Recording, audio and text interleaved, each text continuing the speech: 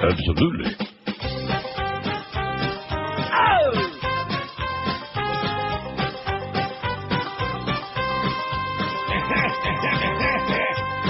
All right. Miami has the Dolphins. They're the worst football team.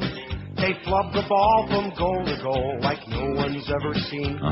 They're on the ground, that's where they'll stay. They're never in control. And when you say Miami, you're talking toilet bowl, 'cause they're the Miami Dolphins. Miami Dolphins. Miami Dolphins number. How many teams in the league? About 30, man. Miami Dolphins. Miami Dolphins. Don't bet on them, you'll always lose. Yes. They don't know how to tackle. They don't know how to block. Their coaches ought to tell them to put Bengay in their jocks. Then they would run much faster, and even in defeat, when we go to the stadium, we'll see Miami Heat, and they're the Miami Dolphins. Miami Dolphins. Miami Dolphins number. How many teams in the league? 32. Miami Dolphins. Miami Dolphins. The team that hasn't got a clue. Miami has the Dolphins, but the Dolphins have no fans. Just 50,000 assholes sitting in the stands. They watch the game and all they do is moan and gripe and bitch. Yes. I wonder how Joe Robbie got to be so damn rich. And they're the Miami Dolphins. Miami Dolphins. Miami Dolphins number. How many teams in the league? 32. Miami Dolphins. Miami Dolphins. I hear the crowd begin to boo. The Dolphins have Jay Fiedler. That quarterback's a Jew. Run down the field and he will throw a pass over you. He'll never win a Super Bowl. You shouldn't be surprised. When he gets cut, that doesn't mean that he was circumcised. And they're the Miami Dolphins. Miami Dolphins. Miami Dolphins number. How many teams in the league? 32. Miami Dolphins. Miami Dolphins. Jay calls his signals in Hebrew. Rock solid. The Dolphins have no defense and their offense is a joke. Like George Bush eating pretzels, you know they're gonna choke. Yes. They'll always disappoint you when they're in a playoff race, with fewer points than pockmarks on Huizinga's ugly face. And they're the Miami Dolphins. Miami Dolphins. Miami Dolphins number. Oh, what the hell? 32. Miami Dolphins. Miami Dolphins. Miami Dolphins, now they're through. I'm smelling Super Bowl, baby. I'm smelling something, a pungent aroma. That's for sure. It's 10:04. So Mark Foley says she's an alcoholic. Oh, is that it? Yeah, it was the booze, you know. It's always the booze that done it. You know, I know a lot of drunks, and, they don't bother the teenagers. Really? Well, she's her whole deal is protecting young people, don't you understand? From people like him? That's correct. Here's a great idea, and I've been screaming about this forced sterilization for years. Charleston, South Carolina, and that's a good place to start. A city council member reacting to a video store holdup believed to have been carried out by children says parents who can't properly care for their kids should be sterilized. Yes. I think everybody in South Carolina ought to be sterilized. Sounds good. We pick up stray animals and spray them, Larry Shirley said in a story published Saturday by the Post and Courier of Charleston. These mothers need to be spayed if they can't take care of theirs. Once they have a child that's running the street, to let them continue to have children is totally unacceptable. Shirley's comments came after police say a video store was held up by a group of children, including a 14-year-old girl suspected of wielding a BB gun that looked like a real piece. The holdup happened about 9 o'clock last Wednesday in the Hollywood video store. 14-year-old girl and a 12-year-old boy charged as juveniles with armed robbery. A 9-year-old boy wasn't charged because police said he was too young. Not too young for Miss Foley, maybe, but too young. He was released to his mother. Hey, Mark. You fairy. Anyway, And by the way, thanks, Mark, for not only betraying the trust of the electorate, but also for continuing the ugly stereotypes so that people like Josh Cordes think that every homosexual male is a pedophile. He was just saying so. Yeah, I'm sure he was. That's that ugly stereotype. Well, that's, what does he know? If only you could see the look on his face. I don't want to see the look. What we've got is a failure in society, whether it's in Mount Pleasant with the uppity parents or whether it's on the east side with poor crackhead parents, he said, referring to areas in and around Charleston, South Carolina. State Senator Robert Ford, a Charleston Democrat, agreed that the crime highlights a societal problem, but dismissed Shirley's suggestion to sterilize people as crazy. I wonder what Pasty Patsy Cline would think about that.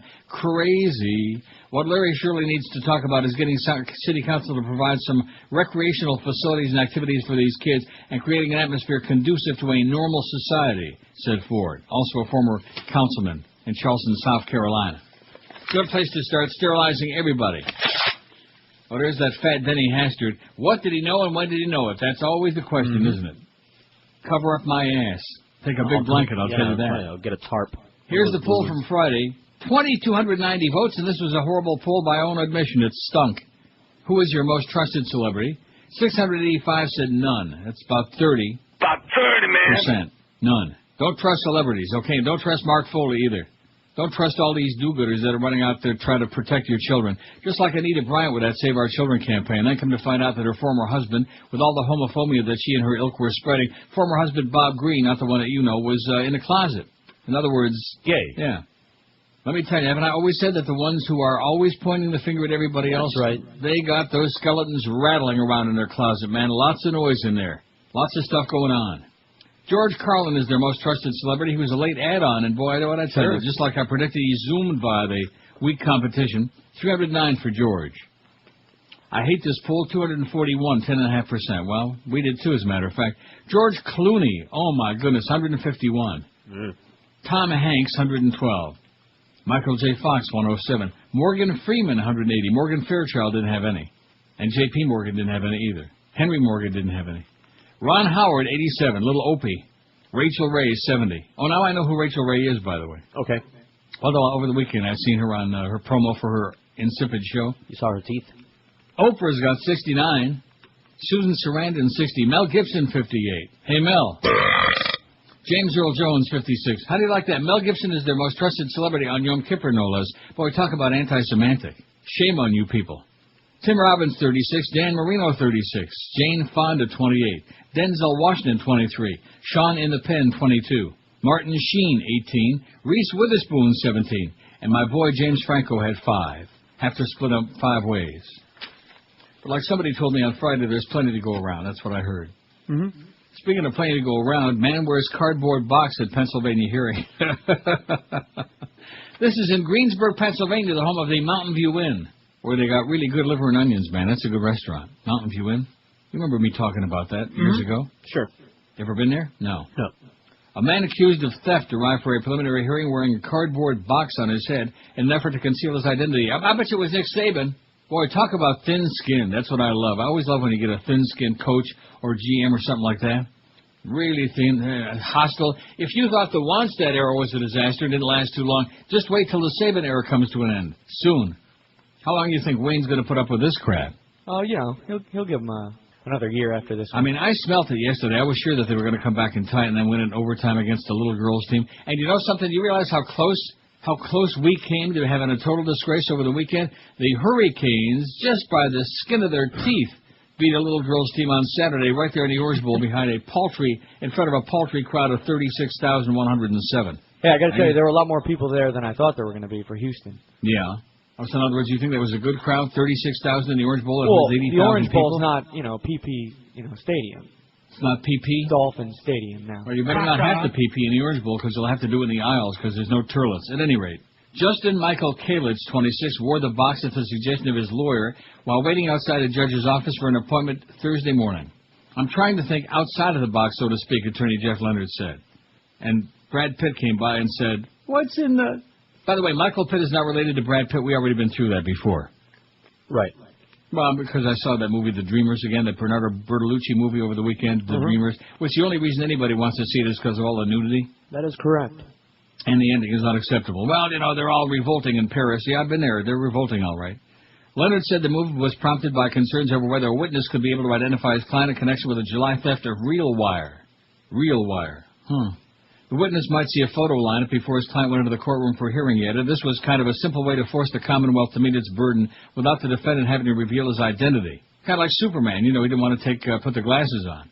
Charges were dropped at the hearing when Kalitz reached an agreement to pay for the wire valued at less than $600. That's the big news from Greensburg, Pennsylvania, home of the Mountain View Inn, where they have great food. At least they used to. I don't even know if it's still there. That's like right outside Pittsburgh. Pittsburgh, Aliquippa, and McKeesport, McKees Rocks, and all those places. You don't want to go there. Anyway, we got only about 500 stories on Mark Foley. Bob Woodward's book, Stated Now, comes out today. Thank goodness that he's not pedantic, like Wolf Blitzkrieg, Bob Woodward. Depending on which senator you talk to, he'll tell you a story. I just don't understand why do people talk like that? I don't know. Very slow and pedantic and like jackass. Well, maybe they're anyway, his book comes out today. I'm going to go out and get it right away, and then I'll read the whole book on the air. Excellent. Starting tomorrow, if I can find it. 756 votes on today's poll, and of course, we don't want to kick the Dolphins while they're down, do we? Oh, yeah. And Nick Saban. Wait till the Saban era comes to a screeching halt. Soon, the media hates you, Nick, and the fans. Oh, nice call on that two-pointer, man. That was beauty. There's downtown Ronnie Brown, heaves it, and that ball's still flying. That was great. Anyway, 756 votes. How many games will the Dolphins win this season? Who cares? 235. Shame on you people. What is wrong with you? Real men care about such crap. 235 say who cares. 6. That's what I voted. That would make them 5-7 in their last 12 games. I think that's very generous, don't you, Josh? Yeah. 6 is optimistic. 97 people said they'll win 6. That would be 6-10. That would be the end of the Saban era.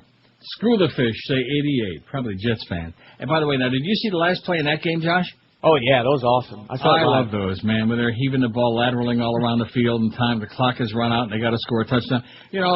Talk about choking and gagging, man. Every time they would take the lead, the Colts would come right back and they couldn't stop them. Yeah, and then they marched down in like 30 I thought seconds. for sure the Jets were going to win that game, yeah.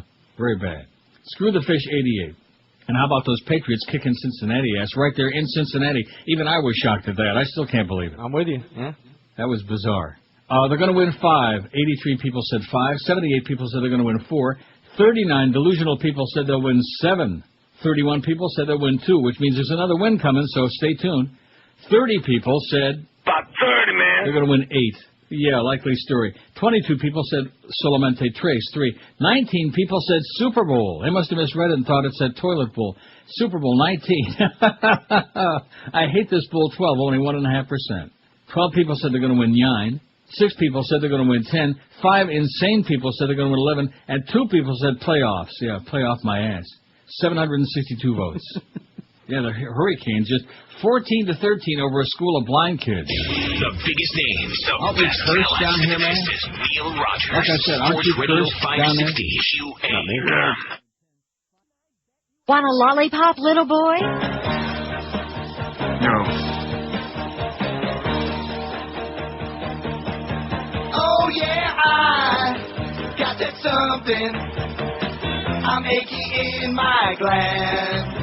Yeah, you, a naked boy, and I'm your Nambler man. You fell. Yeah, I'm your Nambler man. Yeah, I'm your Nambler man. They seem so sweet to me with their firm little cans. Rectum. Little boys need to be with me, 'cause I'm a Nambler man. Yeah, I'm a Nambler man. Yeah, I'm a Nambler man. Hey, little kid, I'll give you candy and a ride. You can sit on my lap and I will let you drive, let you drive, let you drive. Yeah, you shake your muffin when you wear your little pants. Don't tell our little secret, 'cause I'm your Nambler man. Yeah, I'm your Nambler man. Yeah, I'm your Nambler man. And shower, I'll invite you inside. And when I touch your little parts, I get high, I get high, I get high. Oh yeah, I got that something I'm aching in my gland. You fairy. Yeah, you, a naked boy, and I'm your Nambla man. Yeah, I'm your Nambla man. Yeah, I'm your Nambla man. Yeah, I'm your Nambla man. Anyway, I sent Josh the transcript, but you must not have known what the hell it was from the chat room. Yeah, I have. But I just sent it to you again. Okay. Well, I didn't have any headline on it, so I guess you were like kind of bewildered. You talking about the Foley papers? The Foley papers. Mark Foley instant message chats with congressional page. That's the headline, and it's got the whole deal here. Alleged. Is this something we can read on the air? No. I didn't think so. I mean, I could once, twice. Yeah. I mean, it's pretty obvious what this is all about. Anybody's got an IQ larger than their thumbnail. Slip off your shorts and all this other crap. Oh, that could have been construed a whole bunch of ways. Well, not when you read the rest of it, but at any rate. Former Representative Mark Foley resigned Friday amid allegations that he sent inappropriate emails to teenage pages. Remember that song by the Byrds, On My Back Pages? No. Told a Florida TV station that he's in treatment facility for alcoholism. It was the booze that done it. You fairy. A letter containing the information was faxed by Foley to WPBF in West Palm Beach, said David Roth, Foley's attorney. The fax apparently was sent from Clearwater, but Roth wouldn't say today if that's where Foley's being treated. He's got a booze problem, baby. He's got a stupid problem is what he's got. That's his biggest crime, being stupid. A moron. Not to mention a hypocrite, of course, but isn't that true with the right-wingers generally? All of them. All those skeletons are rattling around in their closets, man. He's out there to protect the children. Just like Michael Jackson. He loves the children. And certain other lunatics on the far right. We're always pointing the finger because they have this self-loathing. That's what it's all about. House Speaker Fat Denny Hastert has asked the Justice Department to investigate how lawmakers handled allegations that Foley exchanged sexually explicit messages with teenage congressional pages, the Speaker's orifice said. And believe you me, if you're talking about Denny Hastert, it must be a really big rectum orifice. The rare move followed calls by Democratic leaders in the House and Senate for a rapid inquiry earlier yesterday, questioning whether the GOP leadership in the House had improperly squelched concerns about former Representative Foley's contact with the pages. I love if you look at the online comments and all these different chat rooms and so on. Not all, but most of the right-wingers, most of the Republicans. Well, Bill Clinton did this and Monica Lewinsky that. And then, of course, comes the typical responses. Well, she was legal age, she was 21 or whatever, and a fat cow. Right, and that's what she went there to do. But the fact that this idiot puts this, paper trail to all of this, puts it out there online, in the internets. Talk about a moron. FBI spokesman Richard Kolko said the Bureau was looking into whether any federal laws have been violated in that matter, but had no further comment. I wonder what gay Edgar Hoover would think about all this. Gay.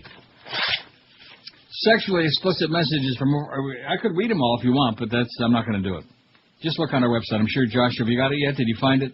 I haven't got it yet. What do you mean you haven't got it yet? I just sent it to you like 5 minutes ago. Well, I wouldn't lie. I haven't got it yet. You don't have it? Maybe I'll send it again. Sexually explicit messages from former Representative Mark Foley You fairy. to one former congressional page might be just the tip of the iceberg. The leader of an alumni association for former congressional pages said over the weekend. Did you see this kid, this Matthew Loredich kid? No. Fat glasses. He looks like a fat Robert Grieper. Pudgy. Looks like me. Gross. While Foley was forced to resign this week after published reports of friendly emails to one 16-year-old male page and the pending broadcast of more sexually explicit instant messages, similar graphic messages from him were received by at least 3 other teenage males who once worked in the page program, said Matthew Loredich, a Maryland College senior who runs the U.S. House Page Alumni Association's Internet Message Board. Oh, the U.S. House Page Alumni Association's Internet Message Board. All the message boards all the time. So you don't get bored. Loredich, who served in the page program in the 2001-2002 session, and I guarantee you nobody tried to molest him, said he's reviewed graphic messages sent to Foley by 3 or 4 other males from his page class. Did you get that yet? He's looking. I've known about them for several years now, Loredich said Saturday. It It was more like, hey, look at this, said Lord, it's 21. I don't think the people in question felt that uncomfortable. It was more like, oh, look at that creepy guy. Look at that fag. It was definitely crossing the line stuff. The instant message stuff and stuff I've seen and heard about definitely couldn't be misconstrued as merely friendly or innocent, he said. A spokesman for the FDLE confirmed the agency was deciding whether or not to pursue charges against Foley, a Republican whose resignation has temporarily left the Treasure Coast without representation in Congress. We will be discussing this matter with the FBI in an effort to determine if there are grounds for a criminal investigation, and if so, who has jurisdiction, said Tom Berlinger, chief media spokesman for the FDLE. A decision was expected later this week, Berlinger said, adding the agency hadn't yet contacted Foley. FBI officials couldn't be reached for comment. I guess maybe I'll have to read, like, do I make you a little horny? And I can't read them on the air. That's the stuff we want. It's too graphic. Come on. Okay, well, Josh can't find it anyway. No, I got it. You want me to post it right now? Post it right now would be a good idea if you can do that, if it's not too much of a hardship on you. I still want you to read it.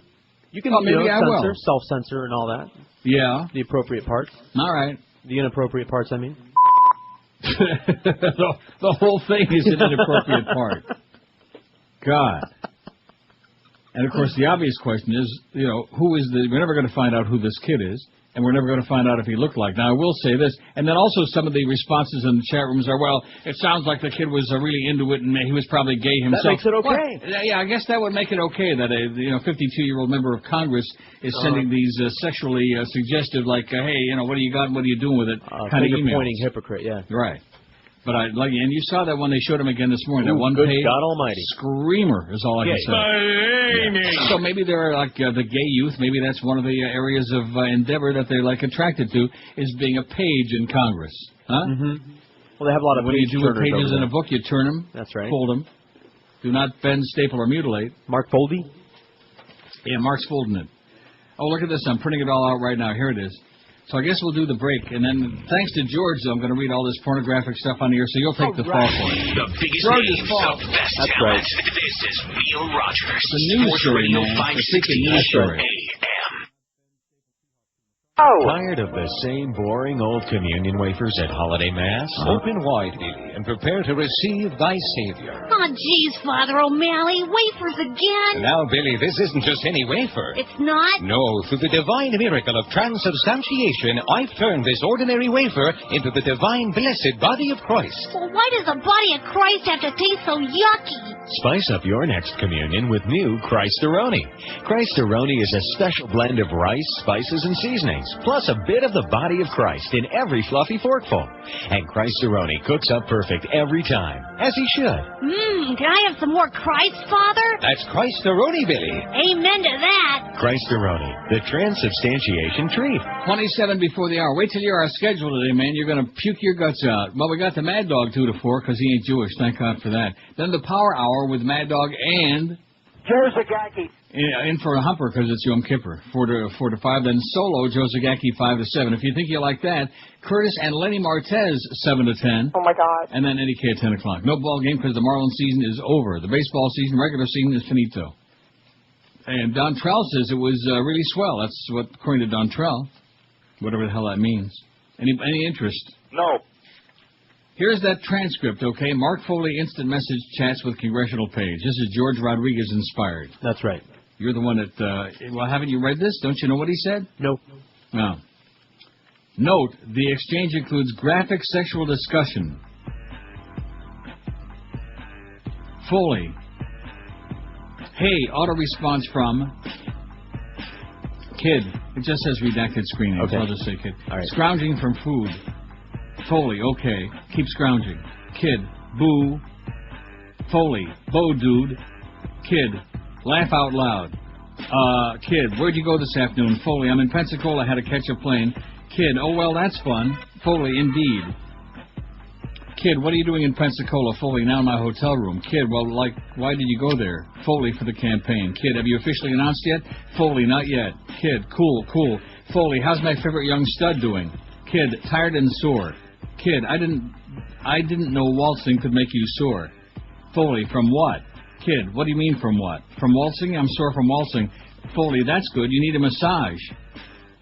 Foley signed off at 7:39:37 p.m. Foley signed back out again 7:40:35. Kid, got kicked off? Foley must have. He got kicked off. They got disconnected. That's it. Kid, tomorrow I have the first day of lacrosse practice. Foley, love to watch that. Those great legs running. Kid, they aren't great. That's why we have conditioning. Kid, 2 days running, 3 days lifting. Every week, until the end of March. Foley, well, don't ruin my mental picture. Kid, laugh out loud, sorry. Foley, nice. You'll be way hot then. Kid, hopefully. Foley, better be. Well, I better let you go do your thing. Kid, okay. Have fun campaigning, or however you spell it. Laugh out loud. I'll see you in a couple of weeks. Foley, did any girl give you a... I can't read this. Did any girl give you a job this weekend? Kid, laugh out loud, no. I'm single right now. My girlfriend and I broke up a few weeks ago. Foley, are you? Good, so you're getting horny. Kid, laugh out loud a bit. Foley, did you spank it yourself this weekend? Kid, no. Been too tired and busy. Foley, wow, I'm never too busy. Ha. Kid, ha.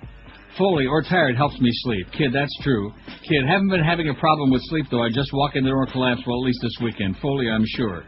Kid, I don't do it very often normally, though. Foley, why not? At your age, it seems like it would be a daily. Kid, not me. I'm not a horn dog.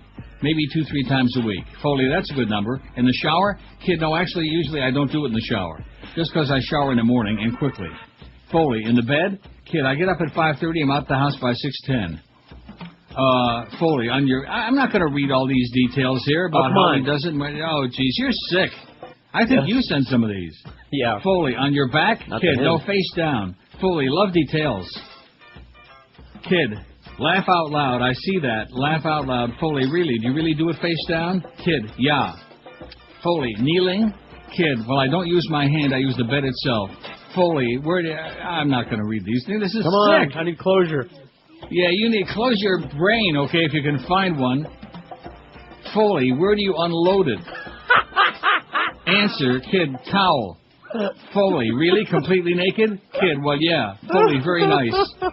Kid, laugh out loud. Foley says, cute butt bouncing in the air. Kid, well, I've never watched myself. But I guess, yeah. Foley, I'm sure not.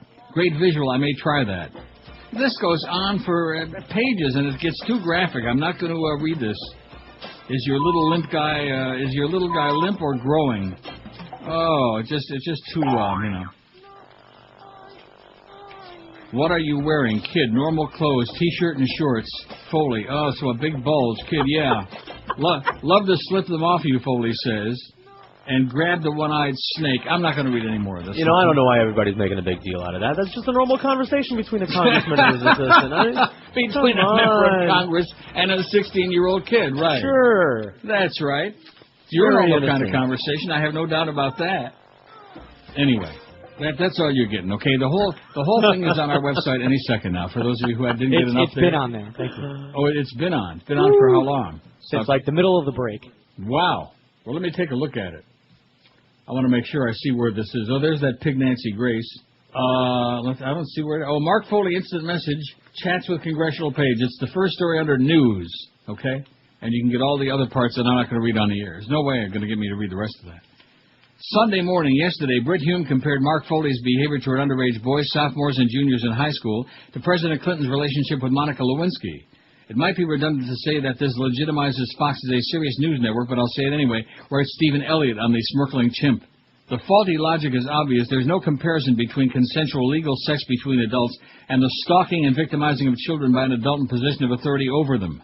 But what's worse is that Fox News would choose out of loyalty to its party to delegitimize and trivialize such a serious crime. This is the same channel that makes so much out of child abuse and abductions when it doesn't hurt Republicans and boost their ratings. This is the channel of Bill O'Reilly, who frequently had Mark Foley as a guest, and whose major focus is supposedly preventing exploitation of minors, much as Foley's was in Congress. To equate relationships between consenting adults with the Republican Party that covers for a predator in its own ranks is exactly what you'd expect from Fox News, and that's the shame of it. It's not even surprising. The morality of the issue was an afterthought. How do you like that? Mm-hmm. Not that those good Republicans, like that heavy breather Bill O'Reilly, they certainly don't do any of these things. They're not horny. Right. They're good Christians, baby. They're good uplifting, moral people. Keep that in mind. And on Yom Kippur, he's got me reading pornography on here. That's bad. It's a plot. Mm-hmm. I know the way you guys sick, work. Twisted plot. How many games will the Dolphins win this season? We got 860 votes. We'll make the 1,000 easy. Who cares? 263. Who gives a crap? 108 people said they'll win 6. Screw the fish, 104. Well, I think they're doing a good job of that to themselves. Nice call there, Nick. The Nick Saban era coming to an end soon on a football field near you. 94 people said they'll win 5. 87 people said 4.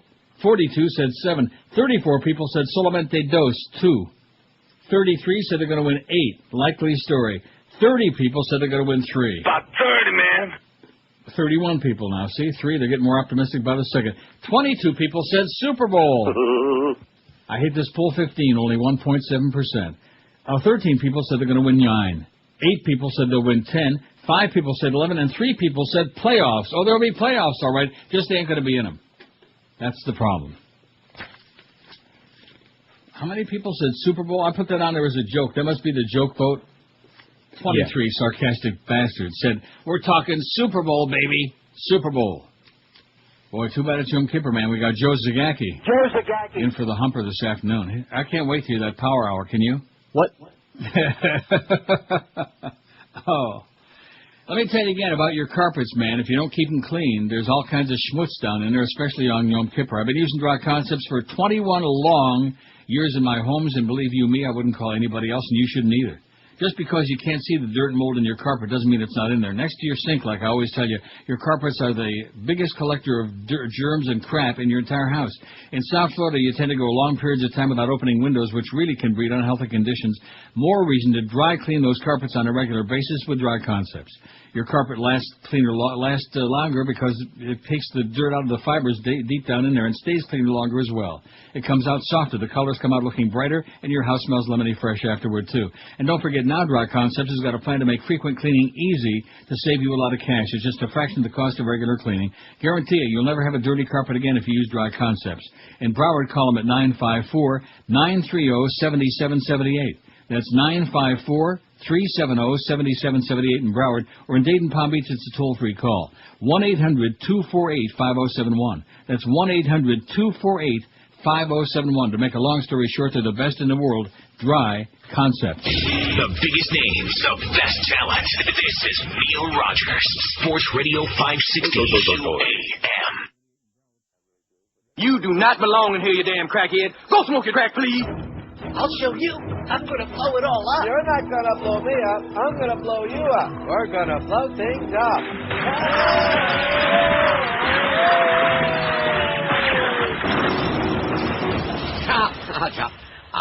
That was a parody of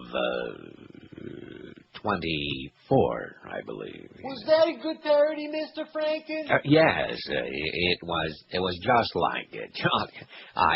I'd like to thank all involved. You can plainly see why Air America is doing so well. Thank you, Mr. Franken. Any chance we can start getting paid? The last person to ask me that was Catherine Lampfer. You're lucky to be in my presence at all. And I might add that if you want to keep your intern job worshiping my greatness, don't wave or nod to me if you ever see me on a plane. That would be Franken on a plane, John. You well, Franken? Yes. Who are you? Well, I am Howard David, and you are fired. Do the cutbacks. Now scram, cheesehead. All right, let's get down to business here. Who did more for the Democratic Party? FDR or Eugene LaRoche? Give me a call here. Let's get this network back on the ground. Who the hell are you? I'm Catherine Lampfer. Roy, get your gooey little hands off of me. I'm going to rape you, Mommy. You can't rape me. You're a Doyle. That doesn't make any sense. No, you're right. It don't make sense. No. Hey, you want to end it like a national comedy bit? Oh, you mean like when the... Yeah, like that. Just chop it off in the middle.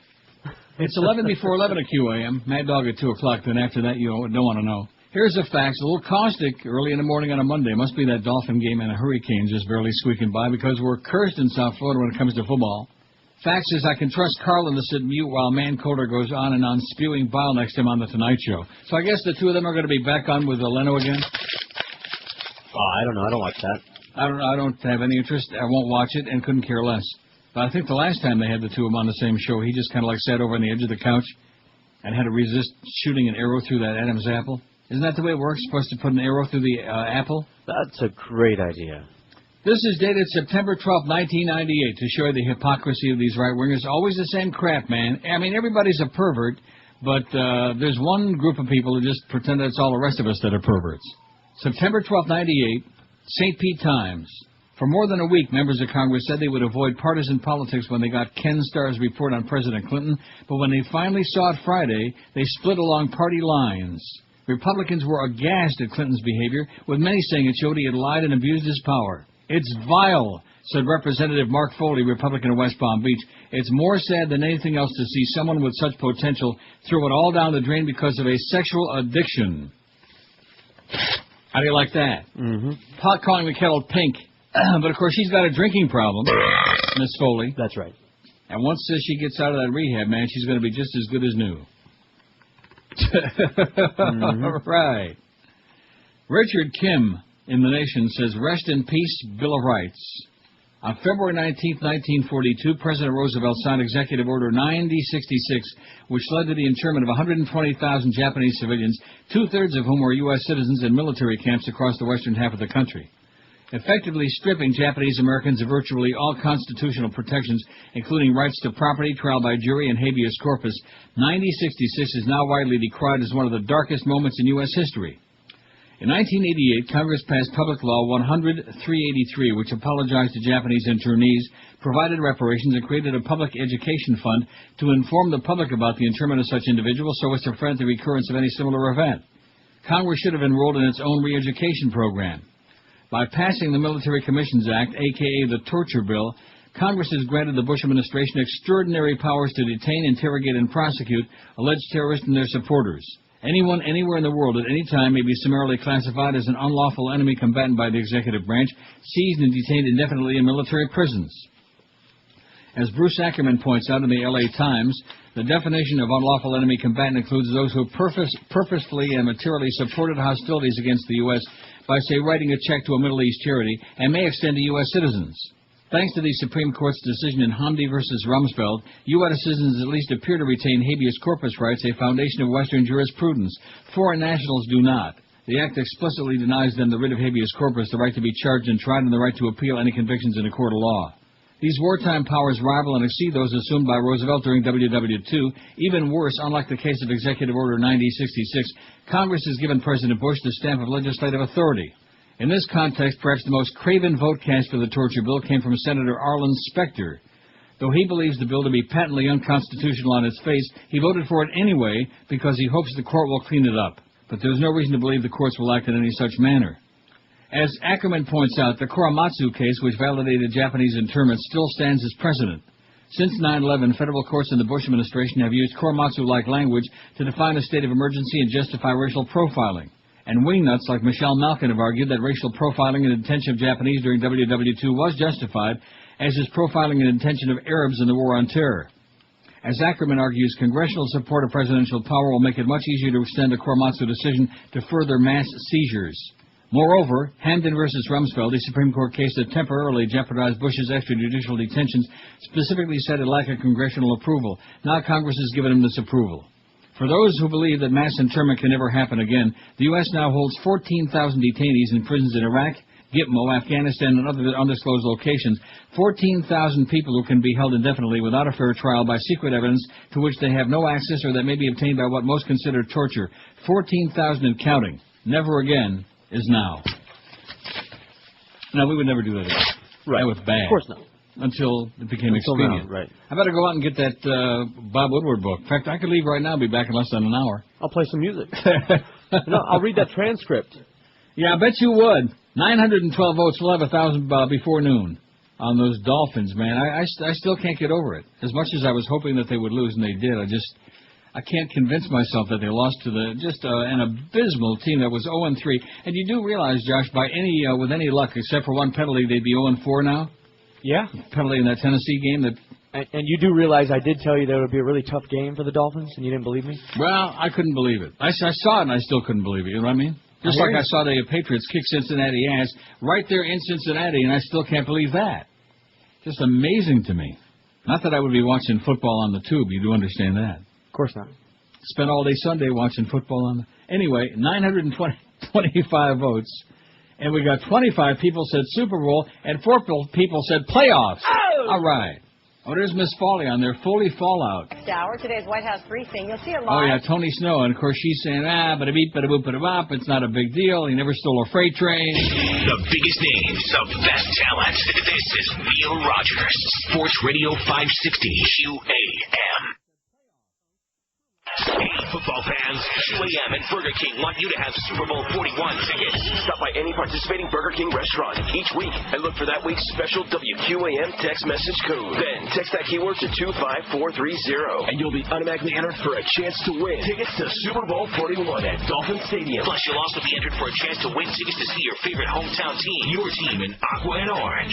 WQAM and Burger King will be giving away 25 pairs of tickets to each home game at Dolphin Stadium. Have it your way. 25 pairs of tickets to each regular season home game and a pair of tickets to Super Bowl 41 from Burger King and Sports Radio 560 QAM. Sweepstakes ends December 31st. See official rules and participating Burger King restaurants for complete details. This is Sports Radio 560 WQAM, Miami, Fort Lauderdale. This is your brain. This is your brain on drugs. This is your brain being chopped to bits by a finely honed meat cleaver. This is your brain in a blender. And this is your brain being stirred into a big pot of chili. Brains. Real food for real people. You falsely accused me of giving aid and comfort to bin Laden because of what happened in Somalia. No one knew Al-Qaeda existed then. If you're wrong, then you know it, blame Clinton. If Osama is still going, blame Clinton. If the deficit is growing and the economy is slowing, no matter where you blow it, blame Clinton. If you're wrong, then you know it, blame Clinton. If corruption is still growing, blame Clinton.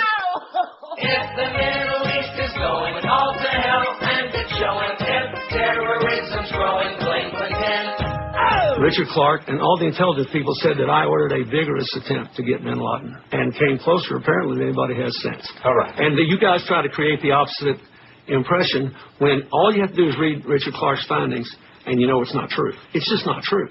11:01 at 560 WQM. Here's a fax that says if Denny Hastert and the Republicans really had the public's interest in mind, they would have sent Foley to one of those special defagging churches when they first found out about his problem. Yeah, they would have made him a member of the ex-gays and ex-pedophiles, whatever the hell his problem is. They do laying on hands. Plus, he's got that's what he wanted to do, lay on hands with that page. And then it goes into a thing. Now, guess how long has that story been on there, Josh? About a half an hour you put it on there? Yeah, about there. It's already number 5 on the hit parade, moving up the charts like crazy on our website. Well, that's because you didn't finish reading it. Mark, I'm not going to finish reading it, okay? If you want, you go ahead and you finish reading it, okay? See how long we leave your sorry ass on the air. God. 950 votes on the poll, and by the way, 26 people say they're smelling Super Bowl. I smell something. And playoffs 5. That's in last place. That's holding up the rear. Only 5. The Nick Saban era come rapidly drawing to a close. Although I will say this, at least they scored a touchdown. Right? Yeah. They scored a vaunted Dolphin offense. They score a touchdown a game is what it boils down to. A couple of field goals, and then pretty much that's it. And that 2-point conversion, man, that was a thing of beauty. Speaking of Republicans, Republican Charlie Crist has taken a commanded 21-point lead over Democrat Jim Davis in the race to be Florida's next governor, according to a poll in the Herald. 21-point lead, 51-2. About 30, man. In the Zogby International poll. About 16% of the voters are undecided, and nobody has any idea who Jim Davis is anyway. To catch up, Davis would have to win over all of the fence-sitters and peel away Crist supporters. With the popular Republican Governor Fat-Ass Jeb Bush leaving office and competitive races underway for cabinet and legislature, Florida Democrats had hoped to regain a toehold in Tallahassee this election, but the gaping margin between Crist and Davis at the top of the ticket threatens to drag down other Democratic candidates on the November 7th ballot. If Jim loses by 15 points, our other candidates could really suffer, said State Senator Steve Geller of Hallandale Beach, the Democratic Senate leader. Christ's internal polls have shown such a solid lead that some close advisors say his campaign team has already begun to discuss plans for his administration. He's locking up Republican voters, corralling more than half of the independents, even siphoning a portion of Democrats, according to the Herald poll. How do you like that? Republican voters corralling more than half of the independents, even siphoning a portion of Democrats, according to the Herald poll. How do you like that? Among Democratic voters, Davis gets only 65%. In contrast, Christ gets 85% of the Republican vote. Nobody knows Jim Davis from Butch Davis. Who? Butch Davis. Former Hurricanes coach. Former Cleveland Browns coach. A real yahoo, man. A really drooling yahoo. Butch Davis. Who can't even pronounce his name right. Speaking of polls, boy, all the polls all the time.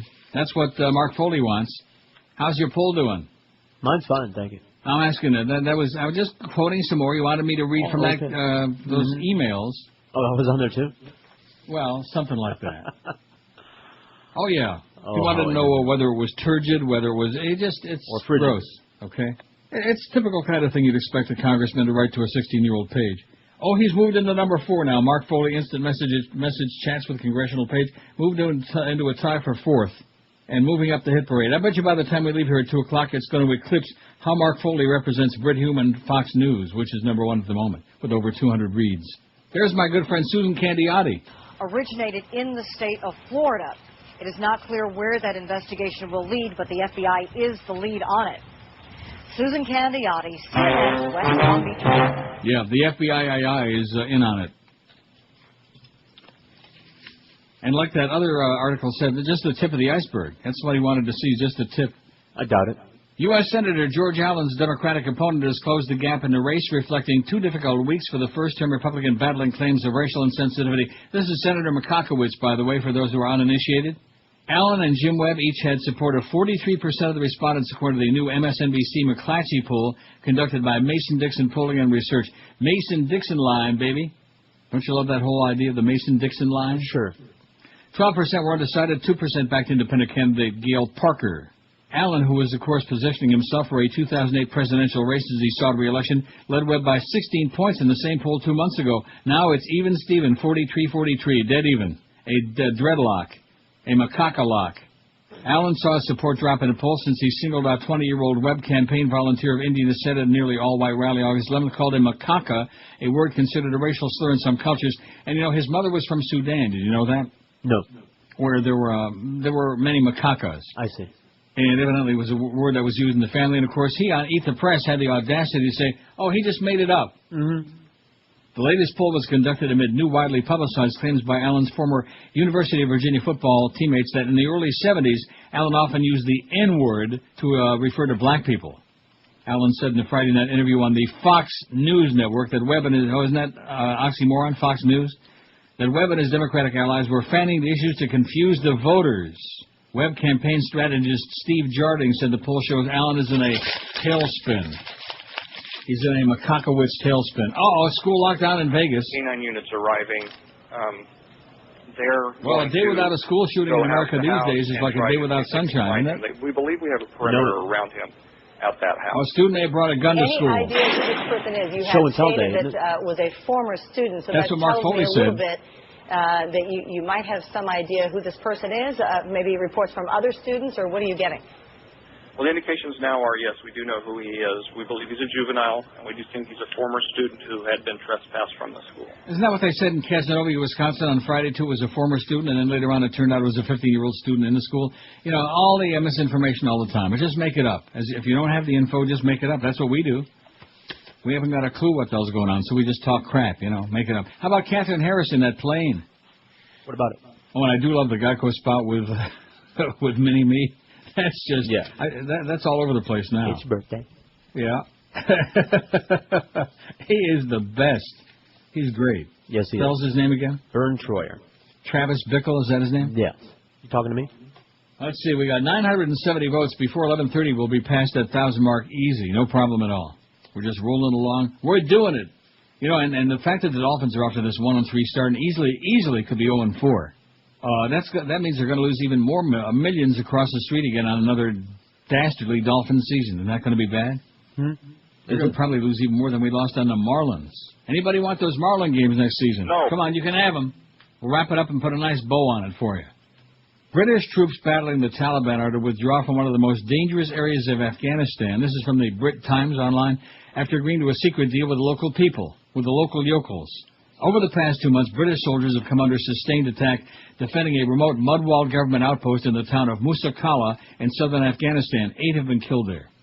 It's now been agreed the troops will quietly pull out of Musa Qala in return for the Taliban doing the same. The compound is one of 4 district governments' offices in the Helmand province being guarded by British troops. Although soldiers on the ground may welcome the agreement, it's likely to raise new questions about troop deployment. Last month, Sir Richard Donat, the new head of the British Army, warned that soldiers in Afghanistan were fighting at the limit of their capacity and could only just cope with the demands. When British troops were first sent to Afghanistan, it was hoped they would help kickstart the country's reconstruction, but under pressure from President Karzai, the Unocal stooge, they were forced to defend Afghan government district centers at Musa Qala, Sangin, Nawazad, and Kajaki, and Kawasaki. Remember Kawasaki, driven by Kevin Wallace at Pompano Park, 158 and 2. 974 votes on the poll, and excuse me for continuing to go back to that stats page, but isn't it curious that we've had that thing on there for like about 35 minutes? And that's what the public wants. You're right, I should read the whole thing. Telling you. I'm not going to read the whole thing. You could see instant message chats. Oh, yeah, they left the other one. It's in a clear number 4 and moving toward the top. 100 people have read it in just 35, 40 minutes. They want to, well, they're politically oriented, don't you understand? Exactly. They're activists. They're civically minded. Yeah, just like Mark Foley is. Well, he's got a booze problem, man. That's a catch-all, you know? Kind of like Mel Gibson, you know? He's not an anti-Semite. He's not a bigot. He's not a Holocaust denier. He's just got a little bit of a booze problem. The booze made me do it. Mm-hmm. By the way, all you pseudo-intellectuals out there, quit writing these movie reviews on IMDb. It's starting to really piss a lot of us off, including me and George. Who do you think writes those things? Are you trying to say... Gay. Is that what you're trying to say? No, the Suds. Well, that's what I just said. They love said. to write the reviews. That's what I just said. If it weren't for them, there wouldn't be anybody writing reviews. Well, Bertolucci is such a genius. The movie The Dreamers was on again over the weekend, and of course, there was all that nudity in there, including Eva Green and Michael Pitt and her ugly brother. But at any rate, I was compelled. The Spirit of Christ moved me to watch it again, and I know we talked about it before. And then you go on IMDb and you read all these reviews, and you wonder, were they watching the same flick that I was watching? Yeah. I mean, it was okay. There were a lot of suggestive stuff in there, and then some that wasn't even suggestive. It was more explicit. But he didn't really have the balls to carry out what the message he was trying to give, whatever that was. And then this business about, the 3 characters were metaphors for something. They don't know for what. Everything is a metaphor for something, right? Yeah, well, I know that the Eva Green, she was a metaphor for a naked chick, and I got it. Yeah. I picked up on that Michael right Pitt, he was a metaphor for a kid that kept getting up out of the bathtub stark naked with his hanging out. So the important part of the plot wasn't lost on me. In fact, wasn't Mark Foley playing that Kingston Trio song for that 16-year-old Page, Hang Down Your Head, Tom Dooley? That's what Michael Pitt was doing in this movie a lot. I think part of that part was filmed at the Dragon Inn, which I didn't know that was in Paris. And then, of course, the Revolution, baby, in the streets at the end of the movie, which made no sense. Let's hit the streets, and all of a sudden they're activists. The kid and his sister. They were active the whole movie. Yeah, well, they were more like nude activists. And then, of course, the scene I love is when the parents come in, and the place is in a total turmoil, and then they look under that make-believe that, what would you call that thing, a tent that they were sleeping in? They pitched a tent. Yeah, that's what it looked like when Michael got up out of the bathtub real fast. But anyway, and then so as a punishment for this kind of aberrant, bizarre behavior, the father writes a check and leaves it on the counter there. But it's Bertolucci. He's a genius. See, I'm just a dumb old slob, man. I don't understand any of these things. I'm not a great intellectual like the people that read these reviews. I'm not qualified to do that. I don't want to say a lot of these suits just happen to be gay, but it seems like any time that there's any kind of faggery at all these suits just rave about it. Like, but they were disappointed that we never actually saw anything explicit between the brother and Michael Pitt. Which we didn't, that's true. A lot of suggestion there, but Bertolucci didn't have the balls to show it. Yeah, I suggest next time use 2 girls. Or maybe just get Mark Foley to do the casting. The biggest names, the best talent. This is Neil Rogers, Sports Radio 560 QAM. A stench of cow manure hovers over this performance by the Dolphins. Now, Inside Edition. George, the new movie Death of a President. Have you seen it? I haven't seen it. It's a fictitious movie about... I haven't seen the movie. About your death. Do you know what the word fictitious means? Not really. It means not real, because you're not dead. I know that. Yeah. Some people say that you're brain dead. I simply do not agree. What's your IQ? 300 billion. Really? What's your IQ? 13.5. Whoa! I don't have intelligence. That's a problem. Oh, we don't have a problem. Let's ignore it. Inside Edition. We'll be right back.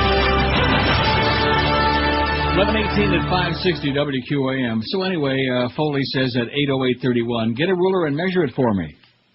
Let's see, I got these back out again because you're so demanding. Maybe he's talking about the window. Kid says, I've already told you that. Foley, tell me again. Kid says, 7.5. Foley goes, and the reason that it's like, that's about 20 M's after the U. Beautiful. Kid, laugh out loud. Foley, that's a great size. Kid, thank you. And then it goes on. I can't, the word stiff is in there here and there, but I'm just not going to read the rest of it, okay? Just drop in a few little bits and pieces, and you can read it on our website. Okay? Trolling is the term. Old troll. Mark Foley is a merry old troll who's got a booze problem, too, he says. Right. He just says, don't call him Mary. I bet you we got 1,000 votes. I think we had 999 last time I checked. 1,004. Let's hear it. Oh! How do you like that? And 5 people say the Dolphins will make the playoffs. And 26 people say they're going to make the Super Bowl, which is one of the great jokes in the history of mankind. We're smelling Super Bowl, baby. Smells more like septic tank to me.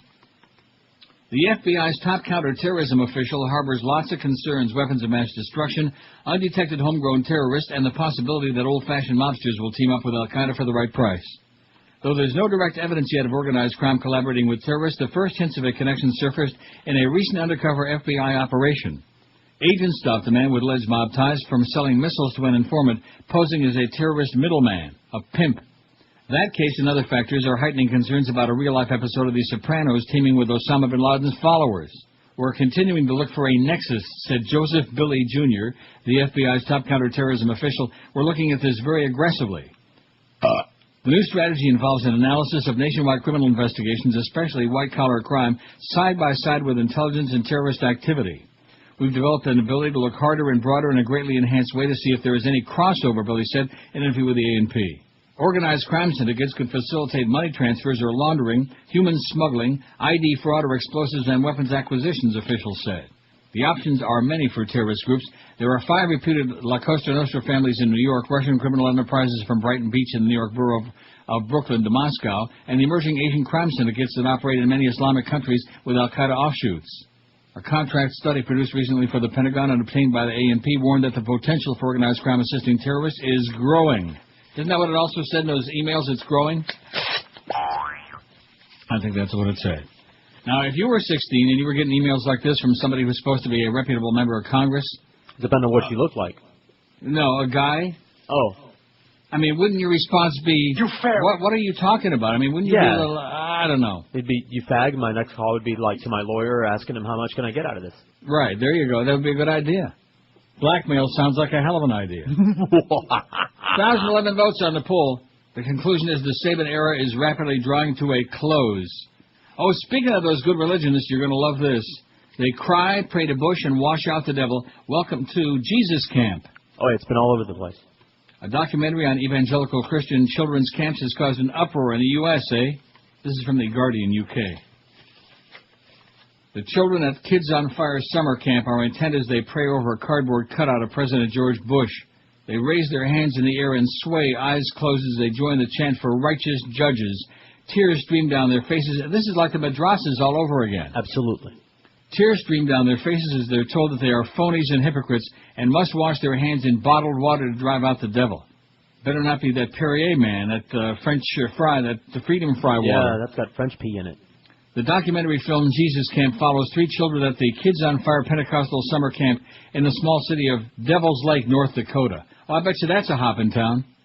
Tori, age 10, tells the camera while she likes Christian heavy metal rock and roll rather than Britney Spears, that bitch. When I dance, she says as she cavorts around her bedroom, I have to make sure that that's God. People will notice when I'm just dancing for the flesh. Filmed over a year by two New York-based documentary makers, the film has caused a furor since it opened in the Midwest 2 weeks ago, setting evangelical Christians against non-believers and separating Pentecostal from non-Pentecostal evangelicals. One group of Geschkis against another. By the way, a solemn Yom Kippur. You don't say Happy Yom Kippur, it's a Day of Atonement. When you have to atone for your sins, Miss Foley. Have yourself a festive Yom Kippur. You sad old troll. After a TV news report about the film became a hit on YouTube.com, it attracted media attention across the country. It opens in L.A. today. Let's see, is this dated today? September 9? Yeah, it opened this weekend, Saturday. Some critics say that the often raw approach used by the camp's founder, Pastor Becky Fisher, as she prepares the children for war, is too scary. Others accuse the documentary makers of distorting Pastor Fisher's message. Jesus Camp is a sarcastic documentary that paints evangelical, fundamentalist, charismatic, and politically concerned Christians as very shrill, warlike, and dangerous, a critic wrote on the Christian website, movieguide.org. Yeah, boy, we wouldn't want to do that. At one point, Pastor Fisher equates the preparation she's giving children with the training of terrorists in the Middle East. I want to see young people who are committed to the cause of Jesus as the young people are to the cause of Islam, she tells the camera. What did I tell you? Mm-hmm. It's Madrasas Part 2. I want to see them radically laying down their lives for the gospel as they are over in Pakistan and Israel and Palestine. Those comments caught the eye of talking head singer David Byrne, who saw the film at a festival in Washington in June. I kept saying to myself, okay, these are the Christian version of the Madrasas, he wrote on his blog, so both sides are pretty much equally sick. Sick! The film garnered more publicity when Michael Moore screened it against the distributor's wishes at his Traverse City Film Festival. One member of the audience there said after seeing it, the people in the film were so bizarre, yet they were so sincere, they were like Leslie Nielsen in Airplane. The film won the festival's Scariest Movie Award. Extreme liberals who look at this should be quaking in their boots, Pastor Fisher says at one point in the film. She goes on to tell the children, mostly aged 7 to 12, this is a sick old world. Kids, you got to change things. This means war. You're part of it? Despite her sometimes unsympathetic portrayal in Jesus Camp, she helped the makers, Heidi Ewing and Rachel Grady, promote the film. They're out to tell a story, and they found ground, and they found it with some of the political things, she told the L.A. Times, and they're out to show the most dramatic, exotic, extreme things they found in my ministry, and I'm not ashamed of those things, but without context, it's really difficult to defend what you're seeing on the screen. The filmmakers say that they're set out to examine the two cultures in contemporary America.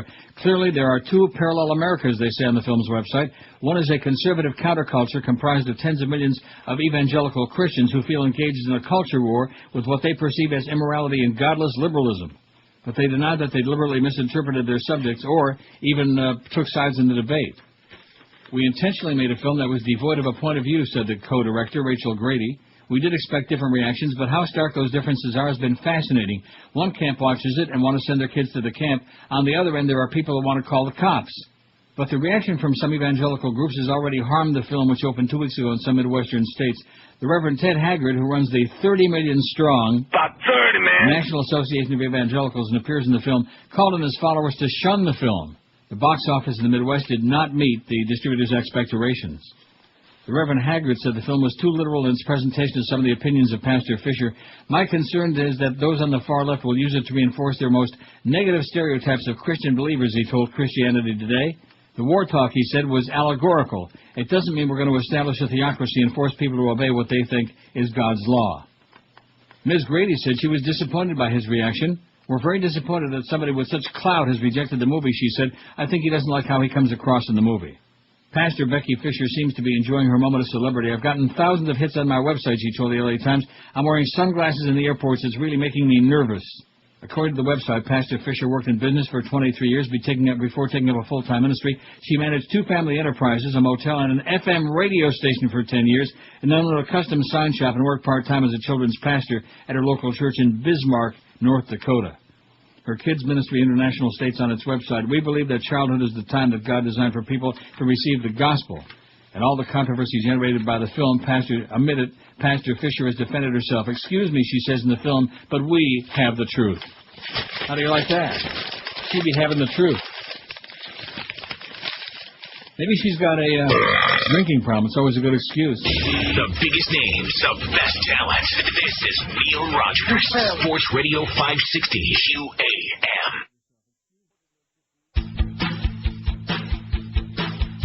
Oh, you're going to stop. Not straight, Mark Foley's a hobo.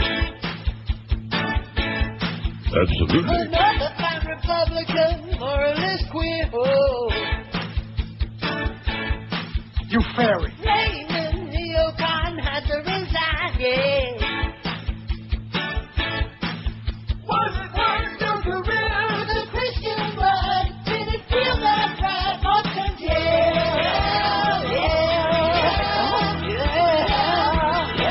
that teenage days was good. Hold it, hold it, hold it, hold it, hold it, hold it, Young Republican, they did. Like Bush, with a W.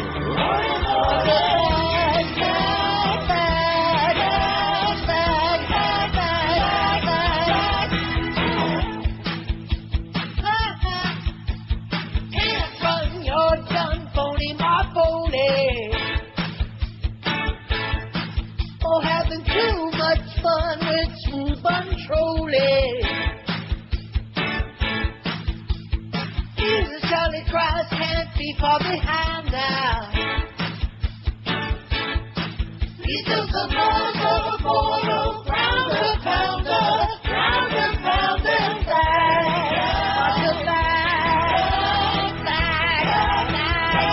He said the Lord Bush, oiler, Republican, Democrat, the flag,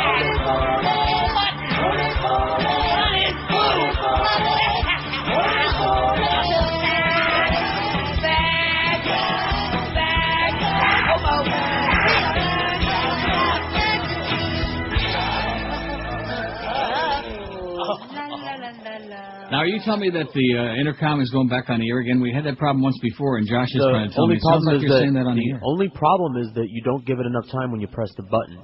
You got to give it like a beat and then talk. Well, what does that mean? Press the button. Otherwise, it goes on the air? Otherwise, it goes on the air. Just a pause, like a second. The first word or syllable of everything. What the hell does that mean? That means that there's a delay when you press that button, like a 1 second delay before it cuts off the program. Foley says, take it out. Kid says, I'm just reading selected parts here, okay? I'm trying to do them out of context so they're not as graphic. I see. Kid says, BRB, be right back, my mom is yelling. Foley, okay. Then like 3 minutes later, back. Foley, cool, hope she didn't see anything. Kid, no, she's computer dumb, though. It makes me so mad. Foley, good, ha. What the hell was that? Oh, Beavis and Butthead. What? That. Oh. Because she can't do anything. Foley, oh well. Kid says she couldn't figure out how to download a file from an email and open it. Lucky for them, I guess, huh? Yeah. Folks, but and there's, speaking of muckrakers, there's that jackass Tom Fiedler on CNN, no less. Now is over. With that other jackass, Tony Harris. Yes, that's right. At least the initial email that went to the page. How's Gary Hart and Donna Rice doing, Tom? Where's that yellow raincoat? And messages. Yeah, and at the time, the paper decided not to write a piece based on the they knew about this months ago. Tell us what your concerns were. Several. I think that we felt initially that the language, although I think it was probably inappropriate, was also ambiguous in what it actually meant or what the message might be. Let us draw you a diagram, Tom. A big question for us. I think he wore that yellow trench coat too tight for too long. Initiated by the page rather than What's the this back guy's and forth, story? or initiated by Was that Tom Foley? Foley, because Mark Fiedler? As being very innocuous. He's the big investigative hotshot from the Miami Herald. Don't you know Dick, whatever the hell his name is? Fiedler? Friendly, and it did Tom, come Dick, and Harry? across as overly friendly, as the speaker has said. Hey, Tom, did you... Overly friendly, right. Yeah, that's how I would describe that stuff I just read. This is a little bit overly friendly. Certainly not sexual and certainly not trolling. No, of course not. Can you Time only we thought imagine? That this was an isolated incident. In fact, it was the only one that had come to our attention. Obviously, in hindsight, when this resurfaced last Thursday on ABC's website, we went back and looked at it to see if there was something that we may have missed, and of course, along with much of the rest of the. See, how many times in the last year or two have I told you that Mark Foley was gay? About how many thousand? About 30, man. 30,000 times I told you that. Just like Charlie Crist, your next governor, is gay. You know, not that there would be anything wrong with that necessarily. You know, not that would automatically make him some kind of a pedophile who was trolling for underage pages on the internets. But in this case, it didn't. It was. And Tom Fiedler says, well, we didn't think it was inappropriate. It was vague and ambiguous, right? If I read you any of the stuff I already read you. What kind of a moron would you have to be not to understand what the hell he's getting at? Right. How big is it? And boy, would I like to be there now and slip off those, whatever, Yeah. It's the normal conversation that guys have with each other. That's correct. It's guy talk. That's what Tom Fiedler thinks. Yeah. Gay talk. Exactly. It's troll talk. TT. Troll talk. A small-town theater owner says he wasn't trying to send Hollywood a message when he shut down for 2 weeks rather than show the box office leader Jackass 2 or other new releases that he calls drivel. He shut down rather than show Jackass 2. Yeah, well, I saw it, and it's one of the funniest freaking movies I've ever seen. Well, you're not going to be going to this theater then in Hoopeston, Illinois. But even if not purposeful, Greg Boardman's blank screen protest is getting a thumbs up from moviegoers who long for family fare, and jeers from others who say his theaters are one of the few diversions, especially for children, in this farming town of about 6,000 people. There ain't much going on there. They're not appropriate for really anybody, but I'm sure wouldn't let my kids go to one of them. These are his convictions. He needs to stand by them. Steve Lloyd, 59, of nearby Rossville, Illinois, said of offerings such as Beer Fest and the Jackass sequel that briefly landed a closed sign on the marquee outside Boardman's Lorraine Theater. Jackass features Johnny Knoxville and his gang performing crazy stunts often involving self-inflicted pain.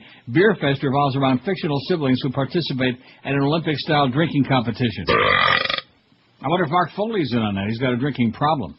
The 84-year-old 500-seat Lorraine Theater in downtown Hoopeston reopened Friday, showing Disney's football biopic Invincible. Now we're talking.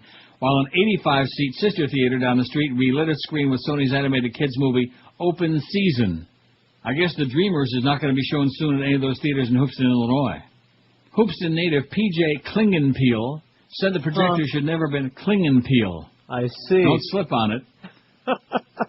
That's like belch and fart. Klingenpeel. Said the projector should never have been turned off in the first place. He said the 2-week shutdown only hurt children in this town, where Boardman's movie houses are and a skating rink about all they got to do outside of school and sports. All he did was ruin a lot of kids' weekends. That's why I think he's a crybaby, said Klingenpeel, a 30-year-old welder. About 30, man. Boardman says he's sorry that darkened screens cut into the town's limited entertainment options, but he says he'll shut down again if faced with a similar batch of films, adding that contractual issues with the studios, such as guarantees on first-week receipts, sometimes limit his options. Yeah, the Miami Herald and Tom Fiedler thought that it was just, ambiguous wording there in that exchange of emails. Right. Maybe some of you folks ought to send Tom a couple of diagrams, okay? Draw him some pictures. Oh, we knew exactly what it was. Explain to him what the hell they were talking about. Political partisan rags. Yeah.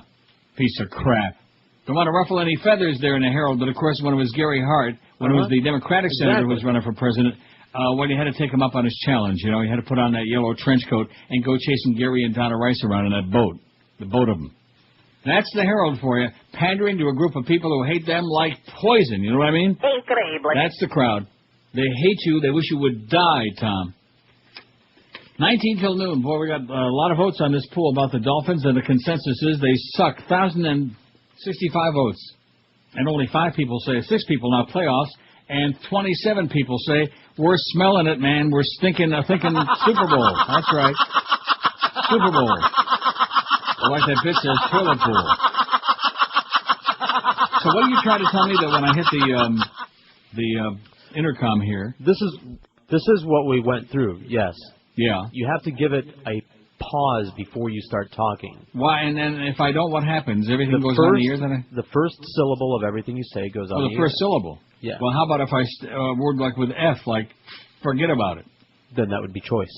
Let's try that. That's not my choice. Yeah, we'll try it during the break. Forget about it. Say fire truck.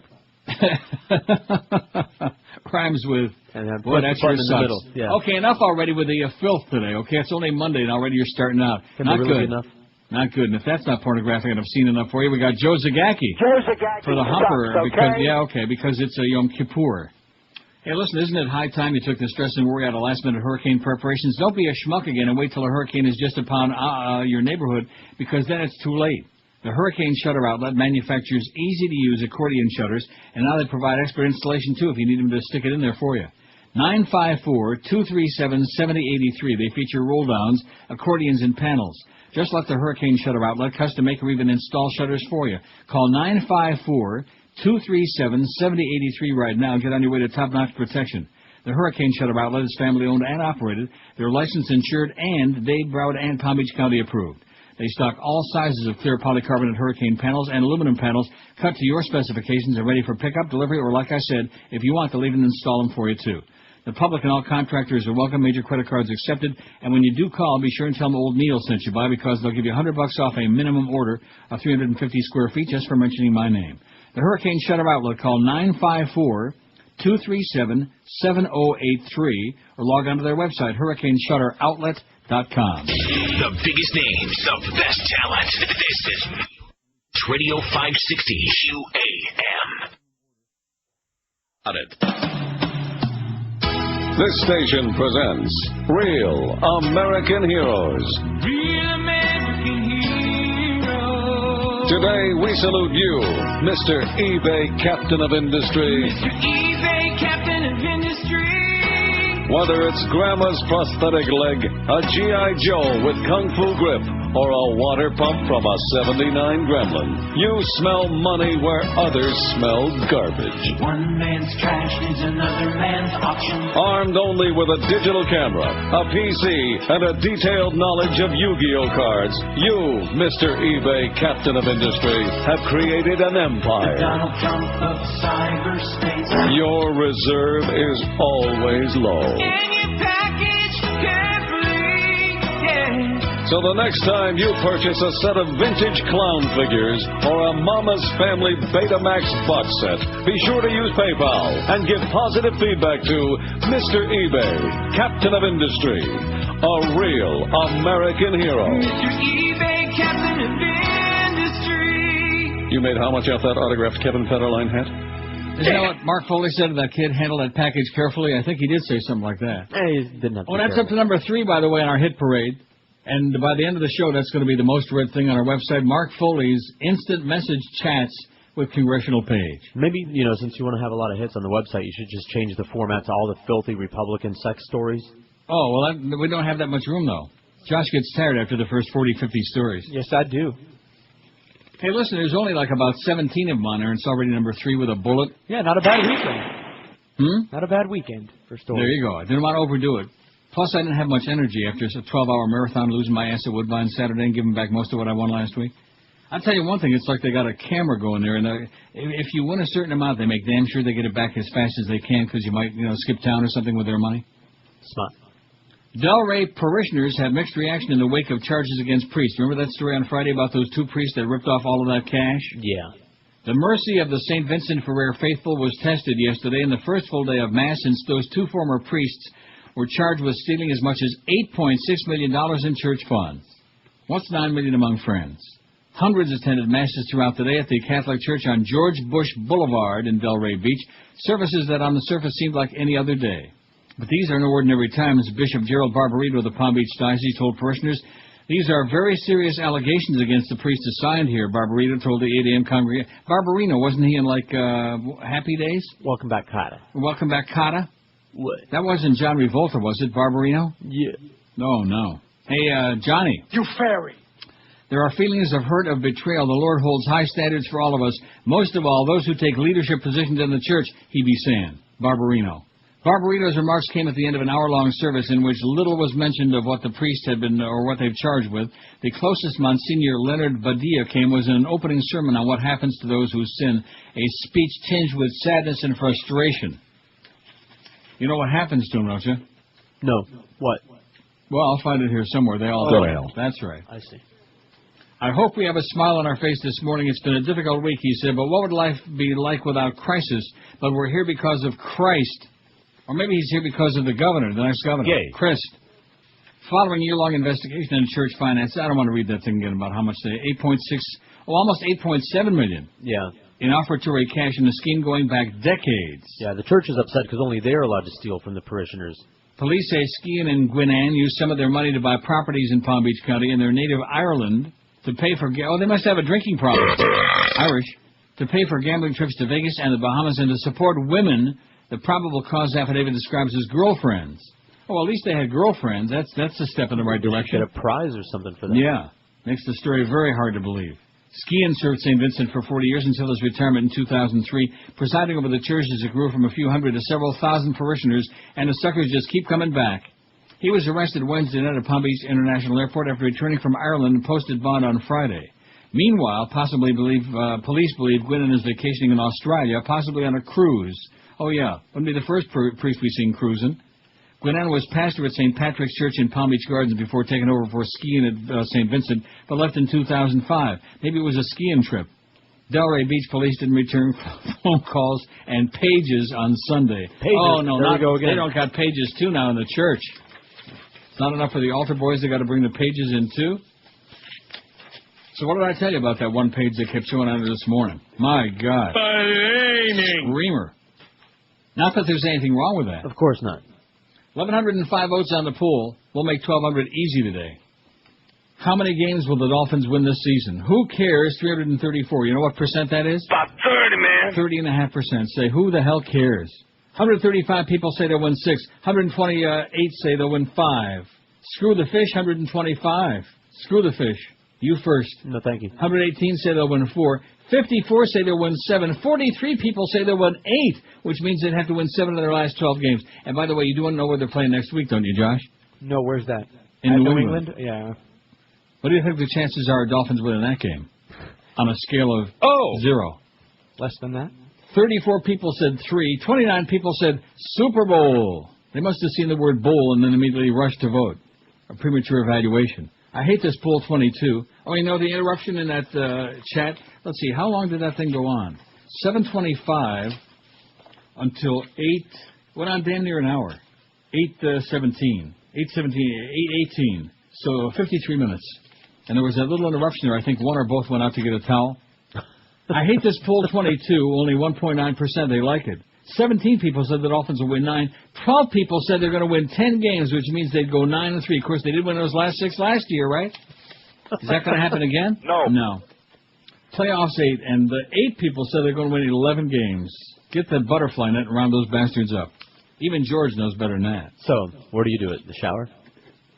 Getting back to sports, Roger Clemens, Andy Pettit, and Miguel Tejada were among the players that a former Major League pitcher accused of using performance-enhancing drugs, according to a federal agent's affidavit the L.A. Times reported Saturday on its website. How come they didn't talk about Barry in here, Josh, your buddy? Barry, the ringleader. What do you mean? They can't stop talking about Barry with that crap. The agent for... it is crap. Leave him alone, okay? Leave T.O. and Barry alone, all those slime balls. The agent for Clemens and Pettit denied the accusations. Baltimore teammates Brian Roberts, Jay Gibbons, and Tejada also were implicated in the sworn statement, the Times said. An Orioles spokesman said the team hadn't seen the report, had no comment. I wonder if Rafael Palmeiro was with the Orioles when this was going on. I bet you he was. Remember Rosanna Dana was going on about Raffy did this, and Raffy's such a great yada, yada, yada. Boy, she is such a bitch. In June, federal agents searched reliever Jason Grimsley's home in Arizona after the pitcher admitted using human growth hormone, steroids, and amphetamines. Grimsley was later released by the Diamondbacks, suspended 50 games by Major League Baseball, hasn't played since then. In a 20-page search warrant affidavit signed by IRS Special Agent Jeff something or other, Nowitzki, the Times reported he said Grimsley identified other players who had used drugs. Those names were blacked out when the document was released. The Times said an anonymous source with access to the document, minus the cross-outs, let the newspaper see it but kept a copy. They let him see it. That's all that Mark Foley wanted. He wanted to see it. The Times said a second source who had identified the other players provided additional details about the document. According to the affidavit, the Times said Grimsley told investigators Clement and Pettit used athletic performance-enhancing drugs. The affidavit also alleged Grimsley told federal agents that Roberts, Gibbons, and Tejada took anabolic steroids. You're not supposed to say Tejada. You're supposed to do it like, what's his name does, McCarver. Tejada, like he says Jorge Posada. Like a real illiterate jackass, dumbass jerk. God, I can't stand it. Nowitzki also was the lead investigator in the Bay Area Lab Cooperative Probe. 2 Balco officials and Barry Bonds' personal trainer, Greg Anderson, served jail time after guilty pleas in that investigation. How come Barry's fat ass ain't in the slammer? Even Josh agrees he ought to be. Grimsley complained to friends, the Times said, that federal agents attributed statements to him that he didn't make. I'm told he's denied saying all of this. Randy Hendricks, who represents Clemens and Pettit, told the AP Saturday night, it's an agent's recollection about a conversation he had about conjecture. I've grown weary of having to defend Clemens from innuendo and conjecture about every 6 months for the last several years when he's complied with all the rules and regulations, Hendricks said. Andy is just surprised and stunned and has no knowledge of any such activity. Clemens and Pettit pitched for Houston. The Astros won Atlanta on Saturday night 5-4. Any interest in that? No, nobody cares about the Astros. Tejada, Gibbons, and Roberts had left the clubhouse in Boston after Baltimore's 5-4 victory Saturday night when an AP reporter saw comment. And bada-beep, bada-boop, bada-bop. All Major League players are tested at least twice a year for banned drugs. There's no test for HGH, but it is banned by baseball. HGH. Human growth hormone. Yeah. I'm sure that Barry Bonds would be. He just got a little bit of that Brill cream, man. A little dabble to him. He smears it. He smears it where the moon don't shine. The biggest names, the best talent. This is Neil Rogers, Sports Radio 560 QAM. This is Mark Morgan. It's the 12 to 1 hour on QAM. Grist is gay. He's a flaming homo. That's what Florida Christian rednecks don't know. Charlie Grist is a screaming, leaping they. Gay. Hey. Grist's a proof. Ask him and he'll say no. Just for proof, he'll bring his voice down real low. Charlie Grist is gubernatorially gay.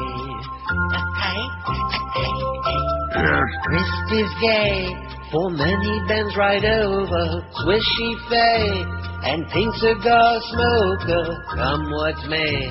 Without lead in his loafers, he floats away. Grist is gay, but fervently denies it. Right-wing redneck Christian types don't buy it, but chain gang Charlie likes a daisy chain. Charlie Grist is a screaming, leaping fry.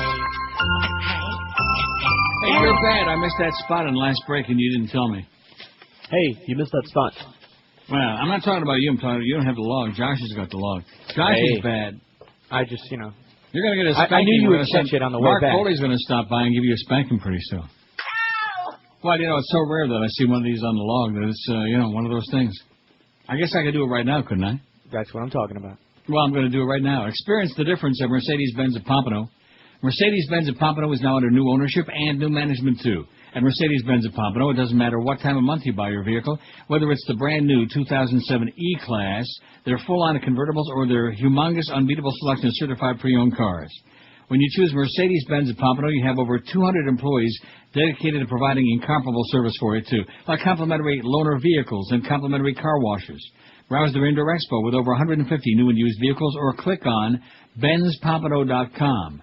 Mercedes-Benz of Pompano open every day, Monday through Friday, 9 till 8, Saturday, 9 till 6, every Sunday, noon to 5. Experience the difference. Call 1-800-NEW-BENZ.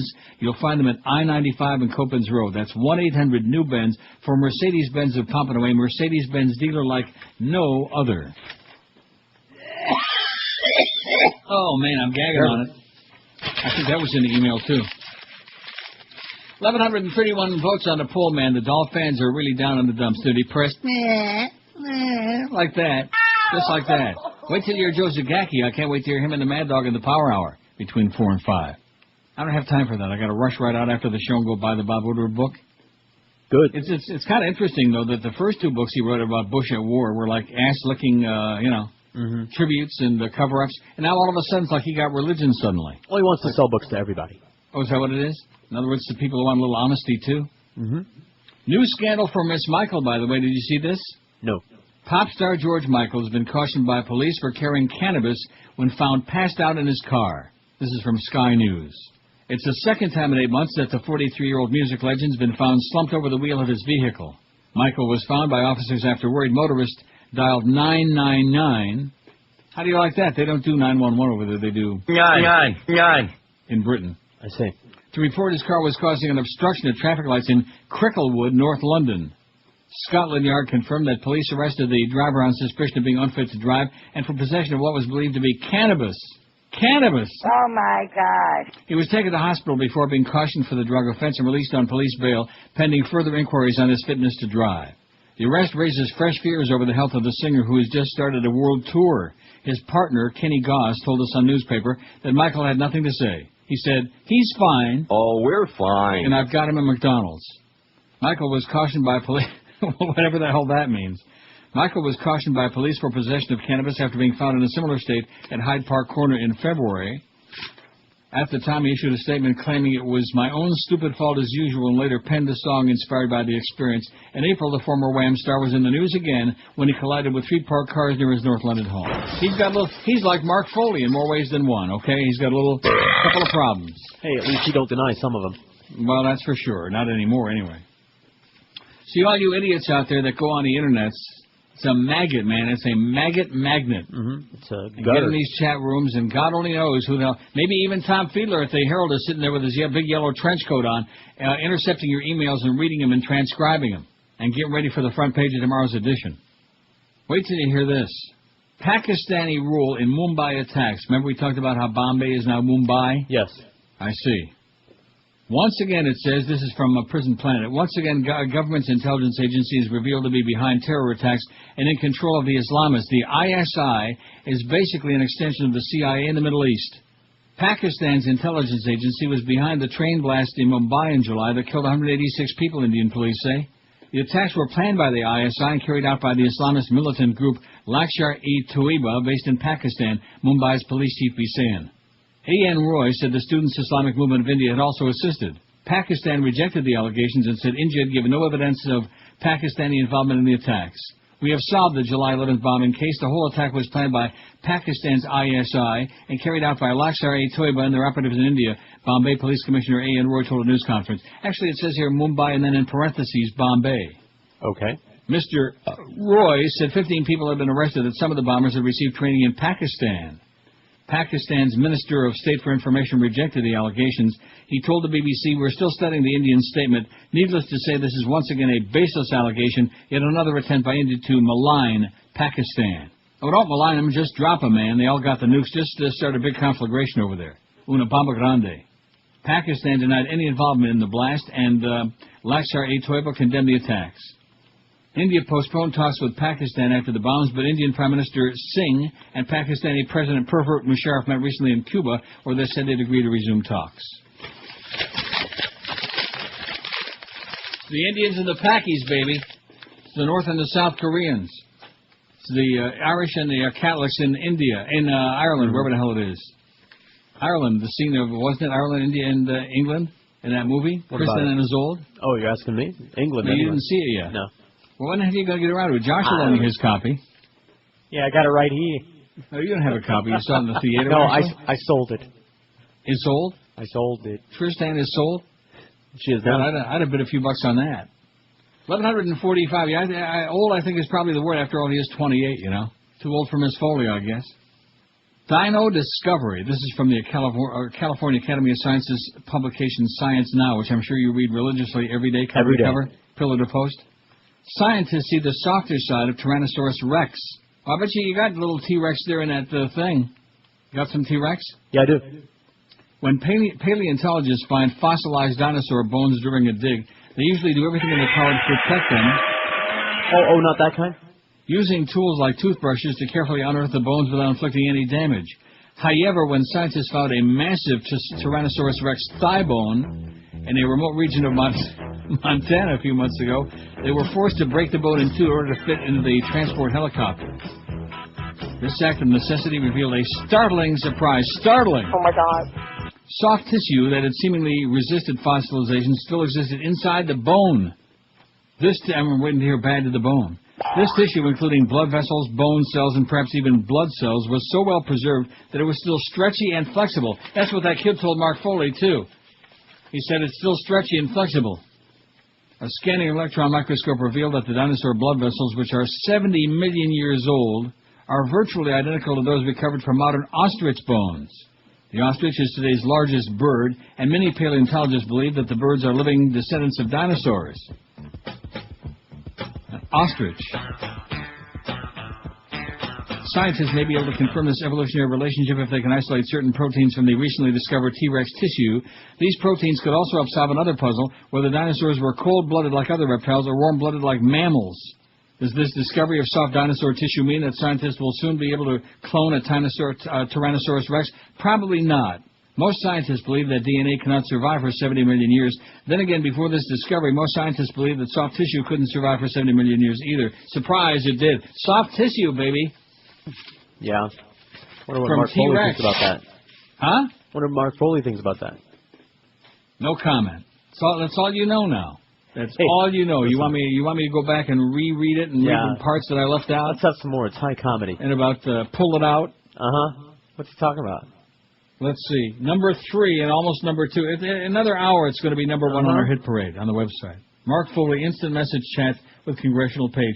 They want to read him, man. It's an intellectual thing, don't you understand? It's just like that movie The Dreamers. It was intellectual. Oh, yeah. That's right. The plot was so They didn't subtle. watch it just for all that nudity in there. I did. Well, so did I. But the real pseudo-intellectuals out there, they were watching it to get the Bertolucci feel, man. They wanted to feel it. I was.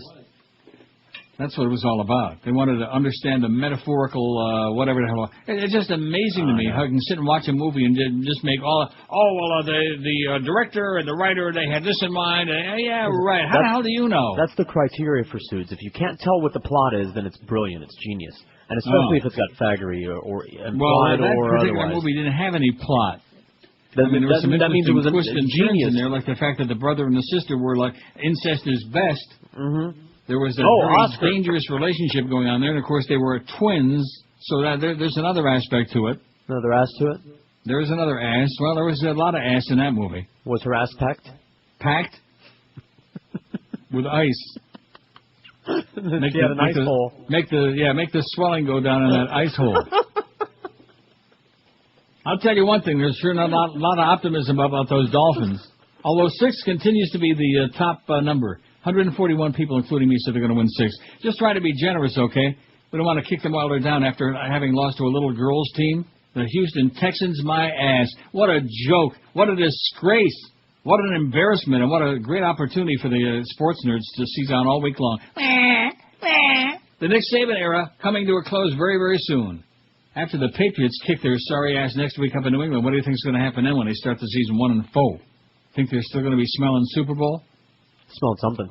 They're going to be smelling something, baby, and it's going to be in the bowl, too. The biggest names, the best talent. This is Real Rockers. Sports Radio 560 QAM. And they look like women. Did you see our ratings for the last book? Yeah, I know whose fault that is.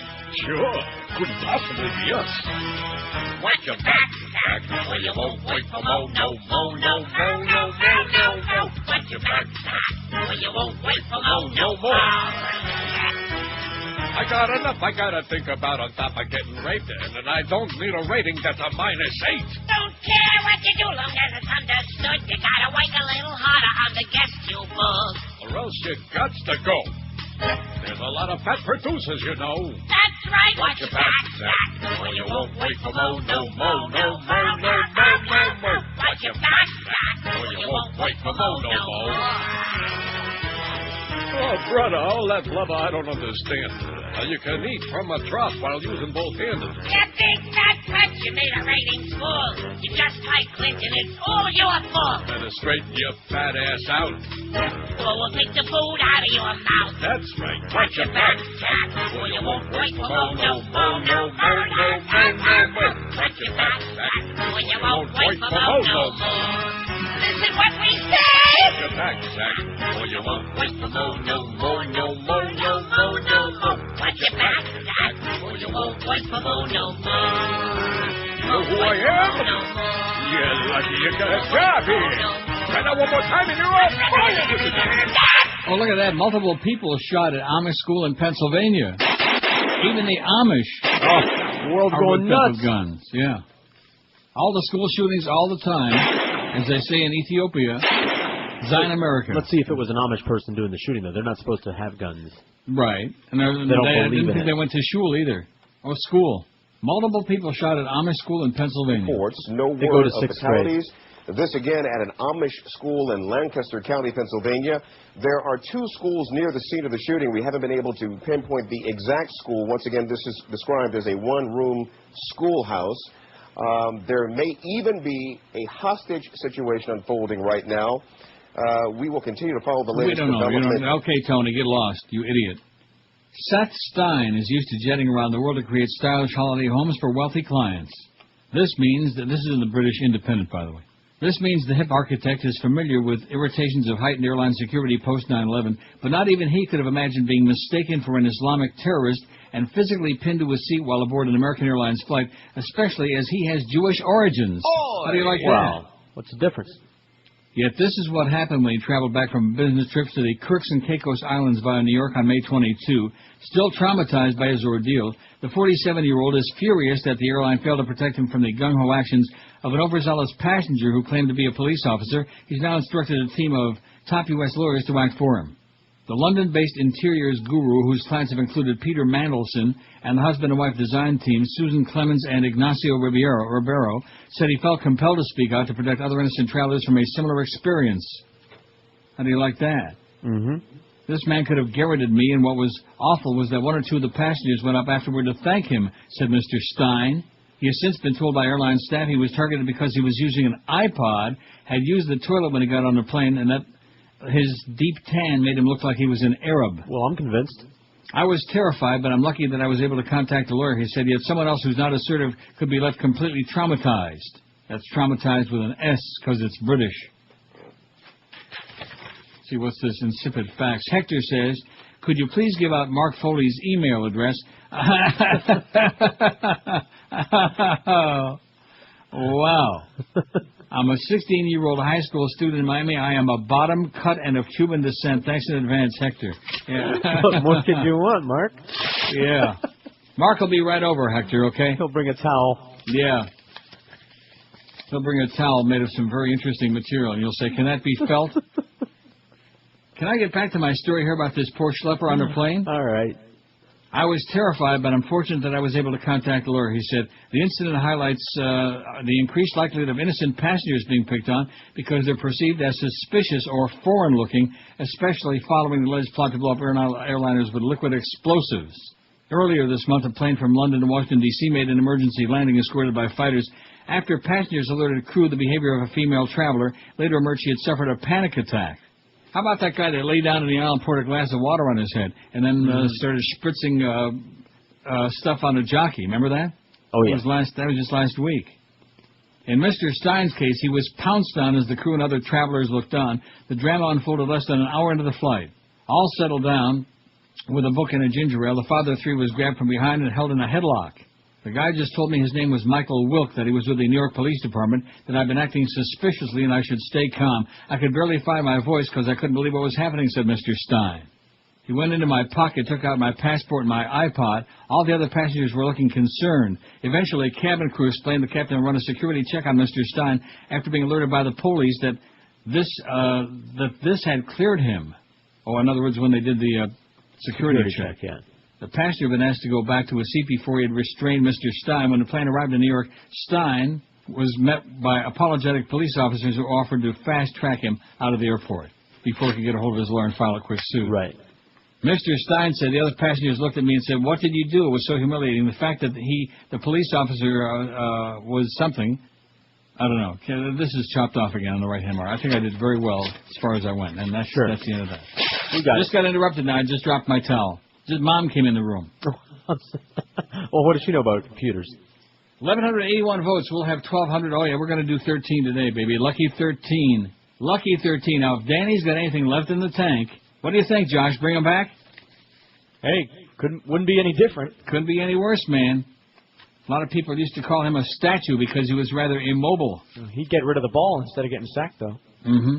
They should have tried the Statue of Liberty play, although they got the statue part down to a science. Nice going, Donnie. He continues to be undaunted, in spite of the fact that they keep losing and him stinking the joint out. Man, do they stink. Wow.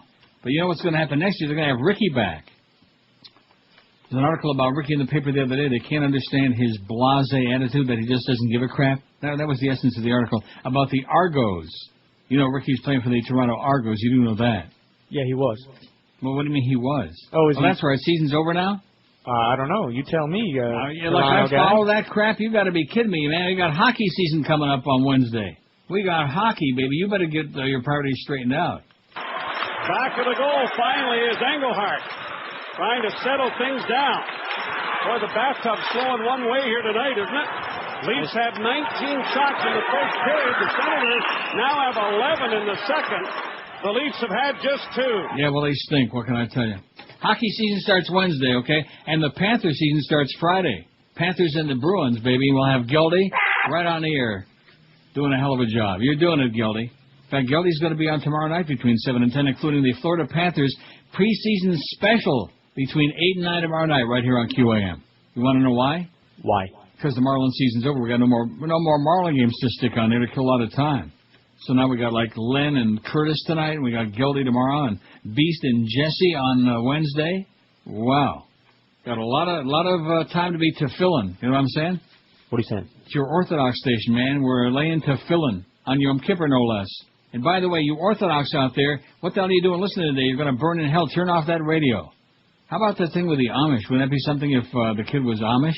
Well, if it was at an Amish school, I imagine. Maybe oh, you're talking about Tom Foley? No, I'm talking about Pennsylvania, Lancaster County, the multiple shooting. That's what Tom Foley wanted to see. He wanted to see some shooting going on. No gun necessary. Mm-hmm. 1185. Boy, I'm telling you, we got votes up the old shoot. Speaking of Lancaster County. School shootings every day, and the public is like, gee, that again? Boy, kids with guns. And got a story about Krispy Kreme. This is so perfect, man.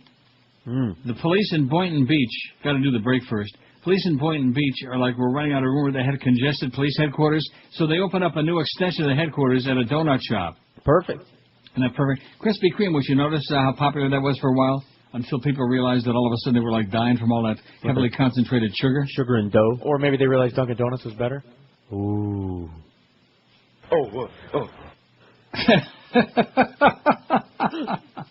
Oh, man. I'm giving Mark Foley your home number and your email address. The biggest names, the best talent. Keep your This ass. is Neil Rogers, Sports Radio 560 QAM. God! Everybody knows one of the hippest things to do these days is to open a restaurant/mini indoor theme park in the heart of Manhattan. And that's why the high-powered folks at the National Rifle Association are pleased to announce Cafe NRA. At Cafe NRA, every food item is unique. That's because our chefs always cook your food over an open fire! And speaking of food, at Cafe NRA, you'll find only the finest, freshest meats. Welcome to Cafe NRA. Would you like to try our kill of the day? You mean cat of the day? No, ma'am. Kill. Oh. But Cafe NRA is about more than just food. It's about guns and fun. For instance, while you're dining, be sure to play a quick game of Find the Crosshairs in your soup. Find them and get a free clip of ammo for the automatic of your choice. And before or after dinner, you'll find it's fun to get loaded in our bar, where every drink is served in shot glasses. And for those of you who want to enjoy the fun of shooting something yourself, Cafe NRA offers some of the most realistic shooting games you've ever seen. Play such shooting favorites as, I didn't know the gun was loaded, I thought Grandpa was a burglar, and, but officer, the guy cut me off in traffic. Cafe NRA. We're blowing the competition away. Well, let's see. We got the lockdown in North Vegas at some school there, 2 schools. Multiple people shot at Amish school in Lancaster County, Pennsylvania. Just another day in paradise, man. Crazy people with guns, kids with guns, stuff like that. Boynton Beach, Major Jerry Taylor admits the place he's found to house police officers who work out of the congested police headquarters will elicit chuckles. Not big like, guffaws, not belly laughs, but chuckles. You know, I think we left that off when we did our candy pull, chuckles. How could we do that? Remember chuckles? Sounds like a do-over, yeah. Do they still make them? I don't know. They were like silver wrapper and like square, right? They were like chunky squares. But good-humored police are ready to brace themselves for the batch of jokes. In fact, bring 'em on, they say. Bring on the Krispy Kremes. I can't believe you actually said that Dunkin' Donuts is better. That's what Josh said. That's what I'm saying. I can't believe he said that. Can you? Yeah, I noticed that you said that Krispy Kreme's kind of disappearing. Dunkin' Donuts, not so much. Yeah, because Krispy Kreme, you can't eat only 3. They're addictive, and they make you blow up like a balloon, and they make you sick to your stomach because they're just pure sugar. As opposed to Dunkin' Donuts, if you eat one, you say, oh, okay, that's enough. Pass them around to somebody else.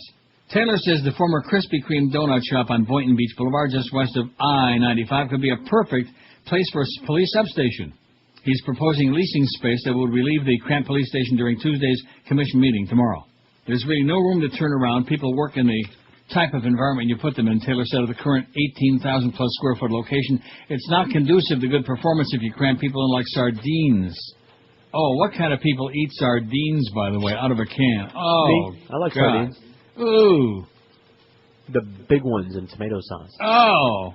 The Krispy Kreme site is spacious, has plenty of parking, he said. The donut shop, which opened in August of 2003, flopped it and now remains vacant up for lease.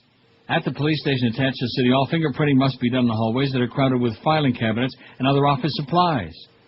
Regionally, a team of 18 traffic unit officers worked out of a 400-square-foot room with moldy carpets. They moved out, but 12 officers and sergeants from the community action team are due to move in. After a few months, the donut jokes will wear off and we'll be happy to occupy the Krispy Kreme place, said Major Frank Briganti. Yeah, I mean, why the hell would anybody make jokes about cops and donuts, huh? Yeah. Right? No doubt. How would anybody do that? What's this fax you just sent here? Well, it's half of a 4-page fax that somebody sent. If it's interesting, oh, I'll my send you God. the rest of it. But it's about our friends. Our friends? It Right. says the law of unintended and unexpected consequences about to sweep across Florida politics like a Category 5 hurricane. At the beginning of last week, the question of which Florida Republican was gay did not involve U.S. Representative Mark Foley. Rather, interest was focused on gubernatorial candidate Charlie Crist, who put the goober in gubernatorial. Both mainstream media, the Herald and the alternative media, Orlando Weekly, had alluded to a 2005 controversy in which Crist was asked point-blank if he was gay, responded no, and later called a radio talk show to deny being a homosexual. Crist stated, "No man, no, I love women, I mean they're wonderful. But no woman has been visible in Crist's life for decades. He denied fathering a child by an emotionally disturbed woman in a Mr. Goodbar encounter in the 90s. Then the Foley firestorm ensued. But Foley is now yesterday's news, temporarily at least. He's resigned, gone into seclusion, is probably on his way to prison. Well, he's on his way to rehab, where he is now. Charlie Crist, however, is still a candidate facing a formidable Democratic Party challenger. Right. Somebody that nobody ever heard of. What's his name? Butch Davis? Jim Davis. Crist may have expected that the gay issue had dissolved along with the electoral prospect of his primary challenger, Tom Gallagher. In a bizarre twist of fate, Foley-gate is now likely to focus rapier-sharp attention, on Crist's peculiar lifestyle, and in particular, on the absence of any significant female figure in his life. Mom doesn't count. Oh. Crist was briefly married decades ago. To date, his former wife has never been quoted or even identified. I expect Florida media will be making massive efforts to locate the former spouse and to pose the question, did you divorce Charlie after 7 months of marriage because you discovered he was gay? What did cause the end of your 7-month marriage? As I indicated in my earlier column, whose column is this? Bob Hoffman, Political Gateway? You ever hear this guy or this thing? No. As I indicated in my earlier column on Foley-gate, I knew Mark Foley well in the 90s. Mark often had female arm candy on display. Crist is peculiar in that he's not... Oh, well, that's interesting because anybody who's supposed to know anything about Florida politics, anybody for years has known that Mark Foley is gay. You know, but evidently Bob didn't know that. Crist is peculiar in that he's not even gone to the extent of brandishing a Foley-style female companion, a beard. In the wake of the explosive and embarrassing impact of Foley's resignation, are Florida voters more or less likely to support another Republican with a blank slate on human relationships? The answer is obvious and apodictic. What is that? Apodictic? Never heard of that. You better Google it. A simple Google search reflects that Crist's sexuality has been a matter of intense concern for both the right and the left. Gay rights groups, moreover, who were burned when Foley's sexuality embarrassingly morphed from homosexuality into pedophilia, may take preemptive action to force Crist's hand to avoid another Foley surprise. How do you like that? So how do you spell that word? Apodictic. A-P-O-D-I-C-T-I-C. Okay. Never heard of it. Makes me apoplectic when I see apodictic. I don't have any clue what that means. Capable of demonstration. The answer is obvious and capable of demonstration. Apodictic. I'll be damned. Well, I don't know who the hell Bob Hoffman is, but he sure likes to use some big words. Charlie Crist got a 21-point lead. You think that's going to disappear because he's gay? I don't think so. I mean, everybody in the state knows it, and of course the people on the right they just ignore it. They deny it. They're in denial. Multiple people killed in Amish school shooting. Yeah, I am learning here that according to Associated Press at this point, Corporal Ralph Streetback is someone who is dealing with the situation on the ground, saying that The shooter is among those dead. This is Nickel Mines, Pennsylvania, state's Amish country, as we've been talking about. But the shooter himself, apparently at this point, confirmed by the Associated Press, is one of the people among those dead in this situation. You see, that's probably what happened is they got in contact with a TV set. Now, am I right? The Amish aren't supposed to be watching no TV? That is correct. Yeah. Well, some of those bearded goofballs evidently got a hold of TV somewhere, and they saw, oh, look at that, they're shooting people in school. If we want to be more like everybody else, let's start doing the same. Presuming it was an Amish person doing the shooting. I don't have any idea who it was, okay? I'm just trying to make a little bit lighter of the situation, even though it's a horrendous thing, and it's sick and disgusting, but it's the American effing way. Because more important than them not having TVs, they're not supposed to have any guns either. The Amish don't have guns? That's correct. Well, maybe they just don't know what to do when they got them. Amish gone wild, you know? We'll see. We'll follow it. We'll be all over it with a blanket or a towel anyway. I mean, other than for hunting, that is. I assume they're 1,233 votes. Oh, for hunting, I see. Well, it's a good thing you can't kill people with them shotguns. Ain't it? No, you can't. I bet you if we go to our stats thing here, if I do it, that thing about Mark Foley, I got another thing about Mark Foley, who built his career as a protector of children. Hypocrite. Here it is. It's #1 with a bullet. Mark Foley instant message chats with congressional page is #1 in the reads on our website. Came from nowhere. Came from not even being on there this morning. What time did we put that on there? About like 10:30 thereabouts. Thereabouts. In just over 2 hours, it passed all the others like they were standing still. Even how Mark Foley represents Brit Hume Fox News. It even passed that by a couple of reads. The biggest names, the best talent. This is Neil Rogers, Sports Radio 560 solid. AM. Hate you.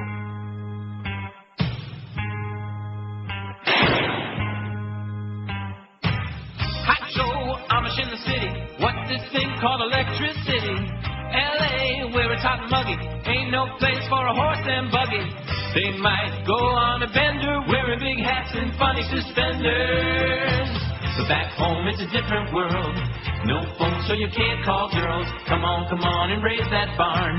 They can't swear, they can just say darn. Tune in. If you missed, it's a pity. These kids, they can't stay the same, cause they're Amish in the city. Cause they're Amish in the city. No more eating only mutton. They can use zippers instead of buttons. First time seeing a computer. Going for lunch at a place called Hooters. Cars honk, never heard street noise. And it's the first time they've ever seen a homeboy. But back home it's a different thing. No tattoos or belly rings. Come on, and feel no guilt. When you get home you can finish that quilt. L.A., the place is so pretty if they stay. How will they survive when they're Amish in the city? When they're Amish in the city.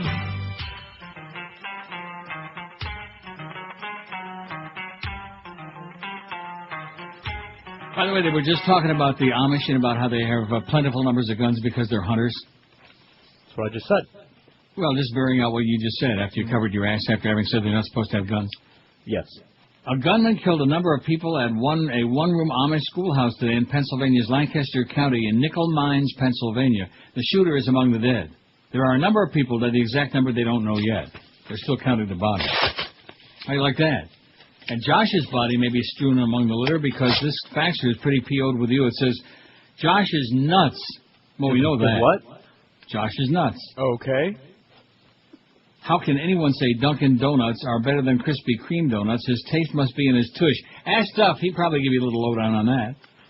Dunkin' Donuts does have the best coffee, but their donuts are average at best, it says here. Well, I'll tell you one thing. They're sure better than Entenmann's.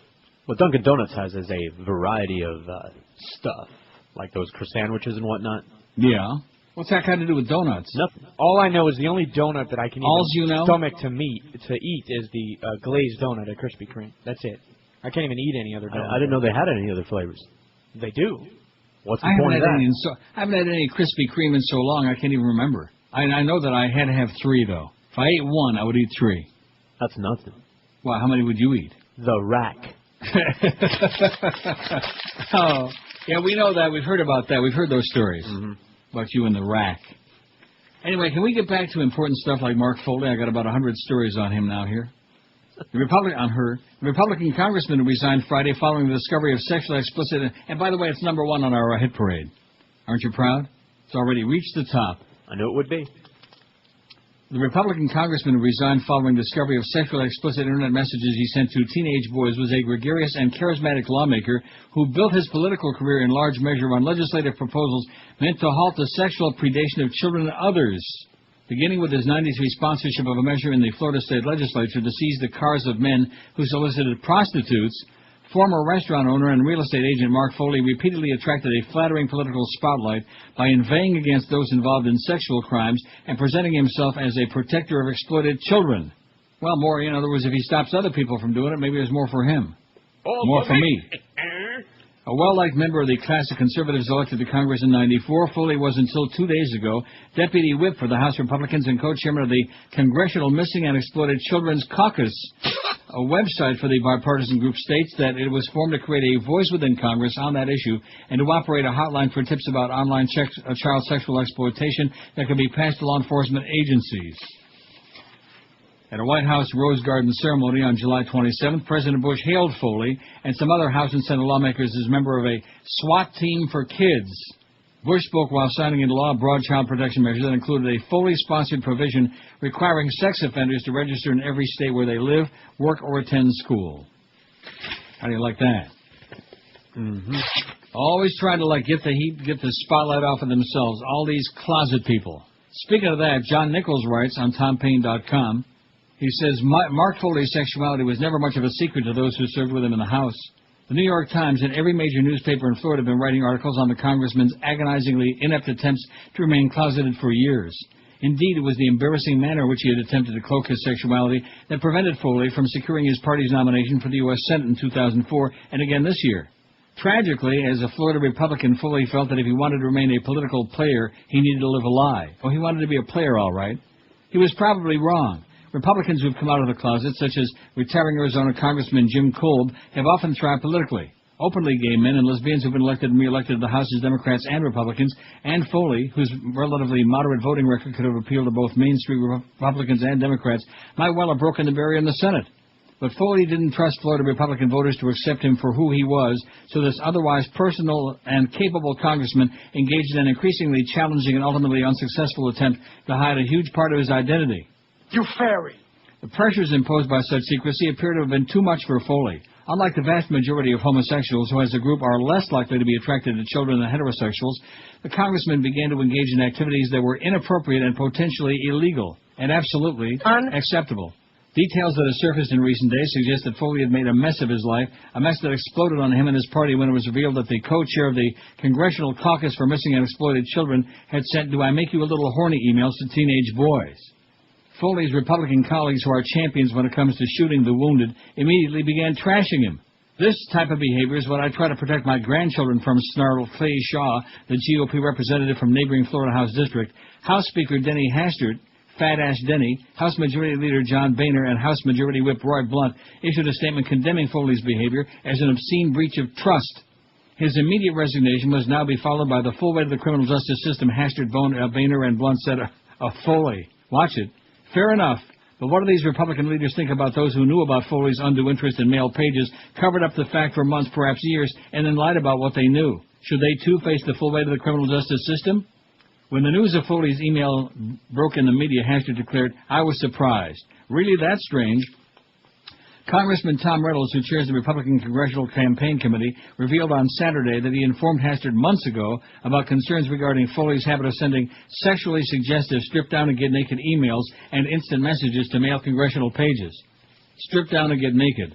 Congressman Rodney Alexander, the Louisiana Republican who brought these concerns to the attention of party leaders after learning about Foley's emails from the family of a former page in 2005, has confirmed that his office contacted Hastert's office regarding the matter. Additionally, Alexander personally discussed the issue with Reynolds and Boehner. Another Republican with close ties to the House leadership, Illinois Representative John Shimkus, admits that he investigated the email issue in 2005, apparently after it was reviewed by Hastert's office and the office of the clerk of the House, and says he wanted Foley to break off contact with a particular teenager and, in a more general sense, to stop stalking male pages. Then Shimkus dropped the matter to the apparent satisfaction of Hastert, Boehner, Blunt, Reynolds, and other House Republican leaders. Stop stalking male pages. Some readers may be surprised that these top Republicans who go on and on about the need to fend off supposed threats posed by loving and responsible gay and lesbian couples would be so accepting of Foley. The truth is that the hands-off approach to this whole scandal is entirely in character for the current crop of Republican leaders who couldn't care less about the sexuality of members of their caucus. They only employ moral values appeals to scare up voters at election time. It's never been something they believed in. Hastert and his compatriots care only about winning elections and keeping power, even when that involves looking the other way after concerns have been raised about what good many Americans see as the stalking of children. Denny Hastert and the other Republican leaders certainly were not surprised to learn last week that Mark Foley had acted inappropriately with mailed pages. They knew all about Foley's emails and all the issues raised by those communications. Hastert and his colleagues have been caught in a lie, and it's a big one. What's the proper response? Hastert, Boehner, and Blunt have got the right idea. Those who knew about Foley's actions and failed to respond in any kind of serious manner are guilty of an obscene breach of trust. Since they control the machinery of the House Ethics Committee, it's doubtful that Hastert and his colleagues will face a serious investigation, let alone the full weight of the criminal justice system. But this is an election year, and political campaigns can also extract a measure of justice. Hastert and Boehner are scheduled to attend fundraising events on behalf of embattled Pennsylvania Republican Congressman Don Sherwood in coming weeks. Sherwood's Democratic challenger, Chris Carney, a lieutenant commander in the U.S. Navy Reserve who served as a senior advisor on intelligence and counterterrorism issues at the Pentagon, has asked the Republican congressman to cancel the events. Holding happy hour fundraisers with people who cover up the cyber molestation of children should be below even the questionable morals of Don Sherwood, explained Carney campaign manager Andrew Elridge Martin. Sherwood should immediately cancel his upcoming fundraisers with Hastert and Boehner. Don Sherwood has already brought Washington's values back to the district. Now he wants to bring a depraved cover-up home. Ouch. There's a new twist on the old Republican appeal to values voters that Hastert wasn't counting on.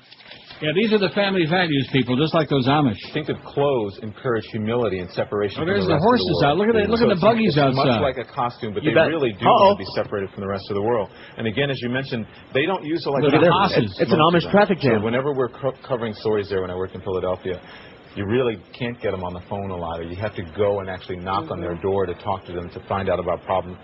Phone? What the hell's that? That a connection with electricity would be interpret that as linking. They link electricity. Oh, you mean like common sense? The biggest names, the best talent. This is Neil Rogers. Sports Radio 560 QAM. Don't you just hate people that use snappy openers for their show segments? Like that 1 to 2 hour. Yes, tonight, it's Cops in Pennsylvania Dutch Country. Amish cops, what you gonna do? What you gonna do when the carriage comes for you? Well, hello there, Jebediah. Hello, Officer Hezekiah. Say, what brings you up to my humble abode? Well, we got us some reports of some fussing and a feuding in these here parts. Yes, Hezekiah, I'm ashamed to admit that my wife, Sarah, exposed part of her ankle. Why, that no good hussy. Yep. I've got me a good mind to put her in the stocks and give her 40 lashes. Well, that would be a good idea, but then there wouldn't be anyone to milk the cow. Yep, women. They're the reason we're all going to hell. Yep. Well, I gotta get back to plowing the fields. Okay, then. I guess I'll be getting back to the barn raising, Hezekiah. Amish cops, what you gonna do? What you gonna do when they shackle you? That's tonight on Cops in Pennsylvania Dutch Country. Oh, guess what's the #1 brand selling donuts in the U.S., Josh? What's that?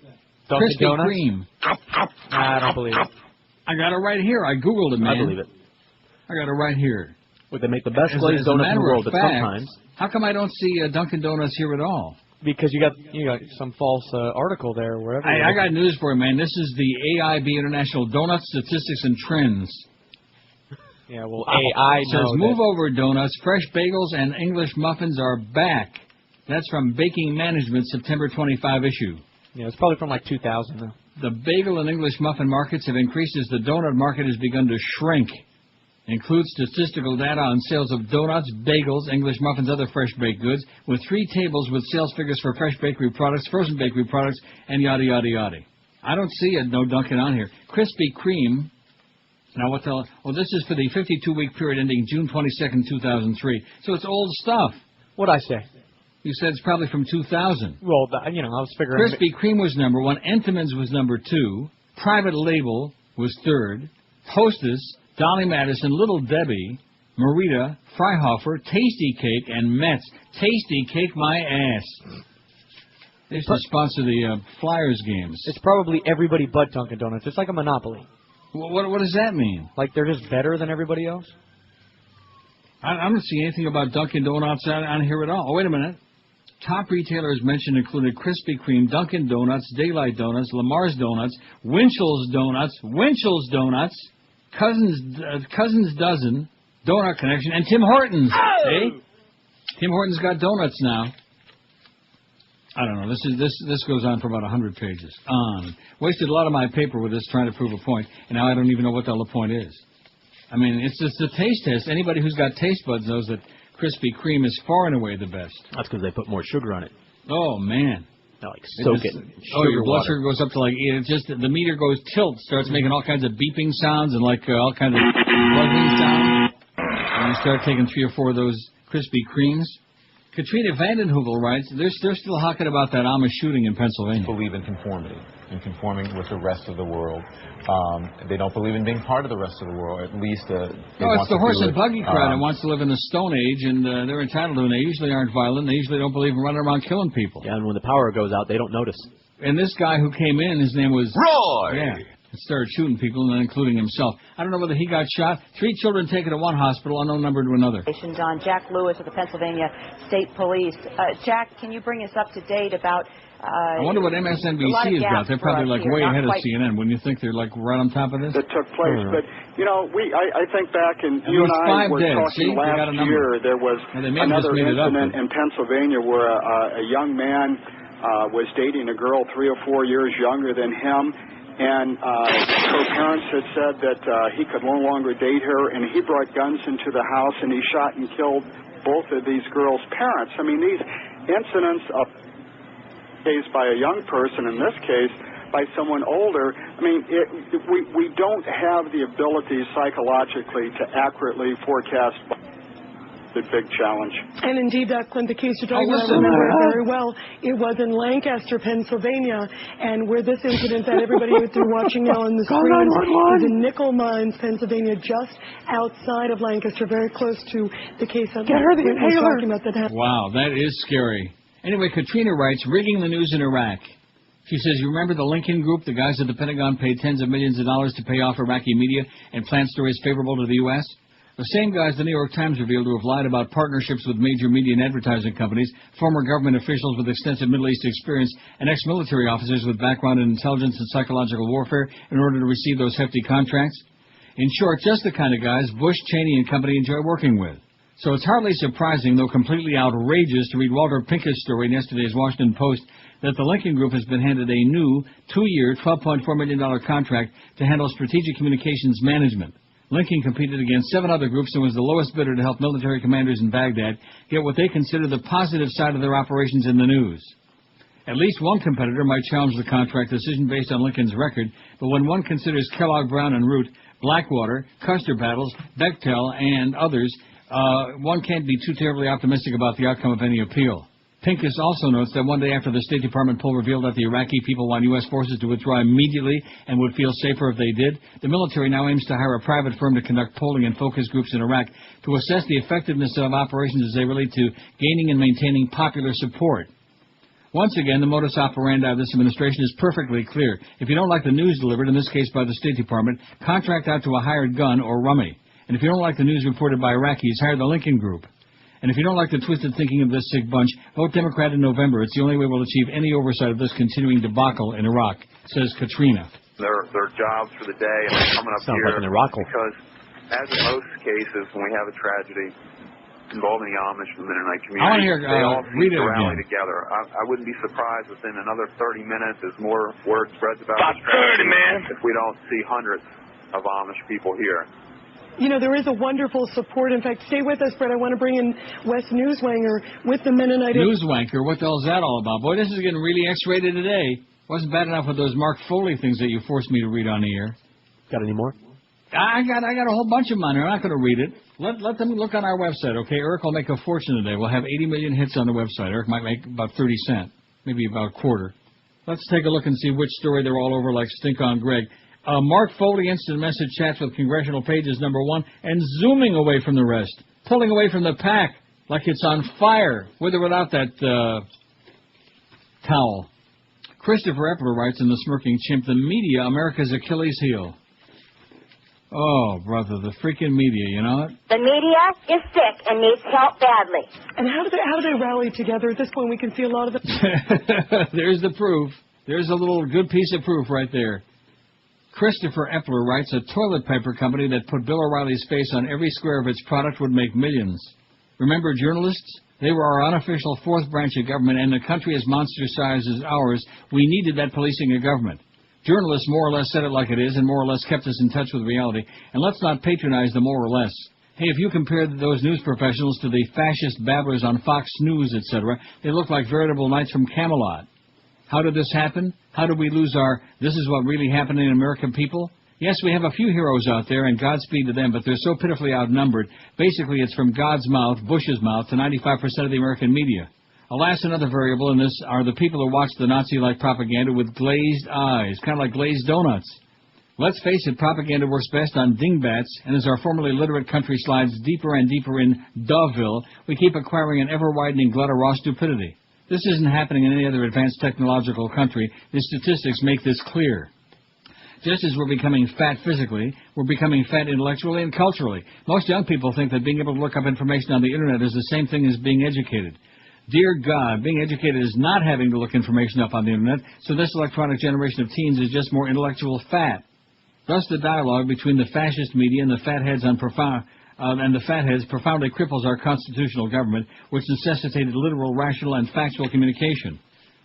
That is what our wise forebears didn't anticipate. They didn't anticipate that America would become so dependent on the media, and they didn't anticipate this avalanche of intellectual sloth that has taken over so much of our country. Intellectual sloth. This is also tangled and complicated. It has to do with our insidious dependence on electronics. It has to do with the sad realization that no one sells his or her soul so cheaply as news people. Give them a few bucks and they'll lick the feet of the nearest Republican. And it has to do with becoming a megalopolis beyond the wildest dreams of our founding fathers. In those days, communication was easy. Now it's a nearly infinitely complicated matrix of several different forms of media, nearly all now owned and controlled by totalitarian fascists. And it has to do with the millions of vacuum-headed monkey-see, monkey-do Americans. So what to do?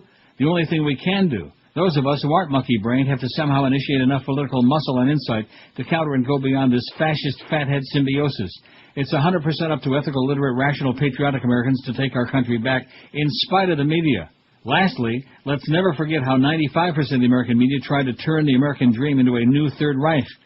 These people are the collaborators, just as the mid-20th century collaborators tried to give Europe to the Nazis, so are the Fox News collaborators and thousands of like-minded traitors trying to give our constitutional government to the Republican neo-Nazis. P.S. The collaborators shouldn't forget how the French treated their collaborators after WW2. Sounds like a veiled, not-so-veiled threat to me. Yeah. How's those Amish doing? If, in fact, there are 6 fatalities at the scene, those bodies are in the process of being transported. By buggy, no doubt. 1,312 votes on the poll. How many games will the Dolphins win this season after yesterday's humiliating, degrading loss to what everybody... What would you ask? I guess the 3 worst teams in the league have got to be San Francisco, Arizona, and Houston. Would anybody debate that, Josh? No, that's pretty accurate. And then close 4th or 5th, but Tennessee, which damn near beat the Dolphins last week.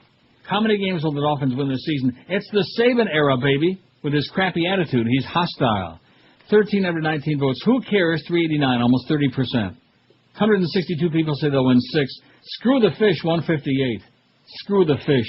145 people say 5. 137 say 4. 62 foolish people say they're going to win 7.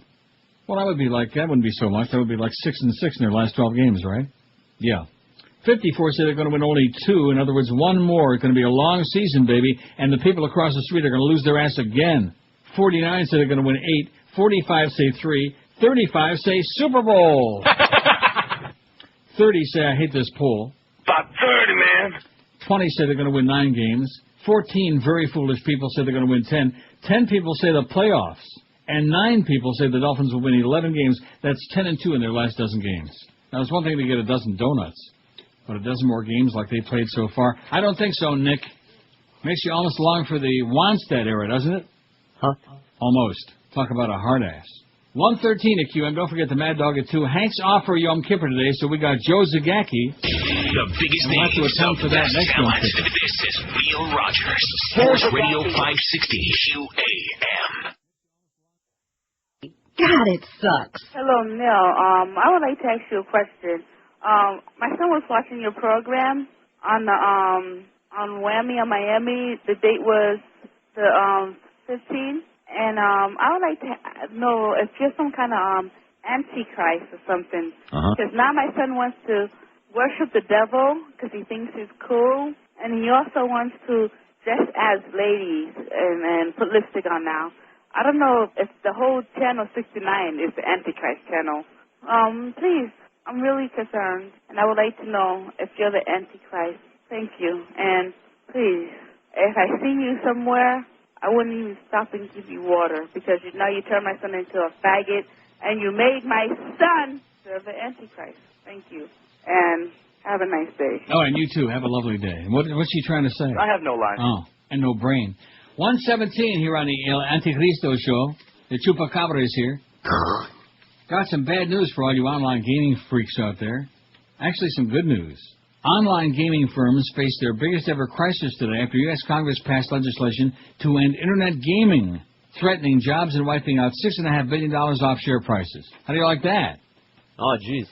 Britain's Party Gaming PLC, operator of leading internet poker site PartyPoker.com and rival Sporting Bet and 888 Place, said they would likely pull out of the U.S., their biggest source of revenue, and warned on future profits. The development is a significant setback for our company, our shareholders, our players, and our industry, Party Gaming Chief Executive Mitch Garber said. The House and Senate unexpectedly approved a bill early Saturday that would make it illegal for banks and credit card companies to make payments to online gambling sites. The measure was sent to President George W. Bush to sign into law, which most analysts see as a certainty. We believe that this will have a very material impact on the long-term prospects of online gaming, and in particular poker, said analyst Julian Easthope at UBS. UBS, isn't that the network Howard Beale was on? Yes, it is. Was. This will lead to a rapid decline in the use of online poker sites. Party Gaming generates about 78% of its revenue from the U.S., whereas Sporting Bet gets about 62% there. Shares in Party Gaming, which rates to nearly $4 million a day from its 19 million customers, fell 58%. Sporting Bet, which owns Sportsbook.com and ParadisePoker.com, lost 58%, and 888 was down 35%. Online gaming exploded in London in 2005, in the world in 2005, with a string of high-profile company flotations in London, which has become the industry's corporate center. The bulk of revenue, though, has always come from the U.S., but operators were located in offshore jurisdictions like Costa Rica and Antigua due to fears of prosecution in the U.S., where gaming and betting laws have been ambiguous. So all you people that have been spending all your time playing online crap, forget about it. They're going to come and drag your ass away, and then you're going to have to spend a couple of weeks with Miss Foley. Damn it. After she gets out of rehab. She's got a drinking problem, don't you understand? I see. Other school shootings. 6 dead, by the way. This one in the Amish country in southeastern Pennsylvania, in Lancaster County, a small place called Nickel Mines, Pennsylvania, just outside of Lancaster. One side of the screen you can see where it is on the map, and the other side you can see what looks like a lot of firefighters and also local community members who are looking, it looks like, for other evidence on one side of the screen, and on the other side, needless to say, trying to make sense the more you of play what appears to be a horrible... I beg your pardon? The more I hear her, the more I start to doubt whether I'm awake or having a dream, or if I'm on Earth, can this be really like died? an out-of-body experience? Can this really be happening to us? No. It's kind of like that feeling I had in Berlin. Only at least that was enjoyable as opposed to this was like misery, agony. Like hearing fingernails on a blackboard, those 8 sounds. So would Mark Foley have approved of that? Of what? Berlin. No, too old. Legal age, baby. Legal age. Stick with legal, okay? All right. If I must. You must. Venezuela President Hugo Chavez said yesterday he's received warnings from within the White House that the Bush administration is plotting to assassinate him or topple his left-leaning government. Oh, they wouldn't do that, would they? Yes. Citing what he said were warnings from an alleged White House informant, Chavez told thousands of supporters at a campaign rally in Caracas that President Bush has ordered him to be killed before he leaves office in 2008. Bush has said that before he goes, Hugo Chavez should not be president of Venezuela, he told the crowd. The president of the U.S. has said it, especially in recent days. What he doesn't know is that I have friends in the White House. The Venezuelan leader has claimed before that the U.S. government's out to kill him in allegations that U.S. officials deny. The latest accusation came a day after he alleged that there had been a recent attempt to assassinate him and said those responsible had since fled to neighboring Colombia and probably will be on Radio Suave pretty soon. Chavez appeared to link the alleged plot to his main rival in upcoming presidential elections, Governor Manuel Rosales of Zulia State, claiming that he is in constant danger from opponents seeking to get rid of him. He's not paranoid, you understand. He said a sniper had waited with a long-range gun and planned to shoot him after he debarked a helicopter. Didn't elaborate further on the alleged plot. He vowed to win the December 3rd vote and continue governing this South American nation until 2021. 14 more years, that's what's coming, Chavez said. He has floated the possibility of changing Venezuela's constitution to allow indefinite re-election. In other words, like dictator. President for life. Kind of like what the Republicans have in mind for the U.S., eh?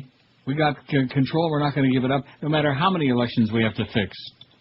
No matter how many lies we have to tell. No matter how many human lives we have to sacrifice. Learned since Columbine in the last 7 years that being that today in an Amish school, last week in a rural school in Colorado, small schools, rural schools, but also we see it in urban districts. Violence crosses all boundaries, urban, suburban, and rural.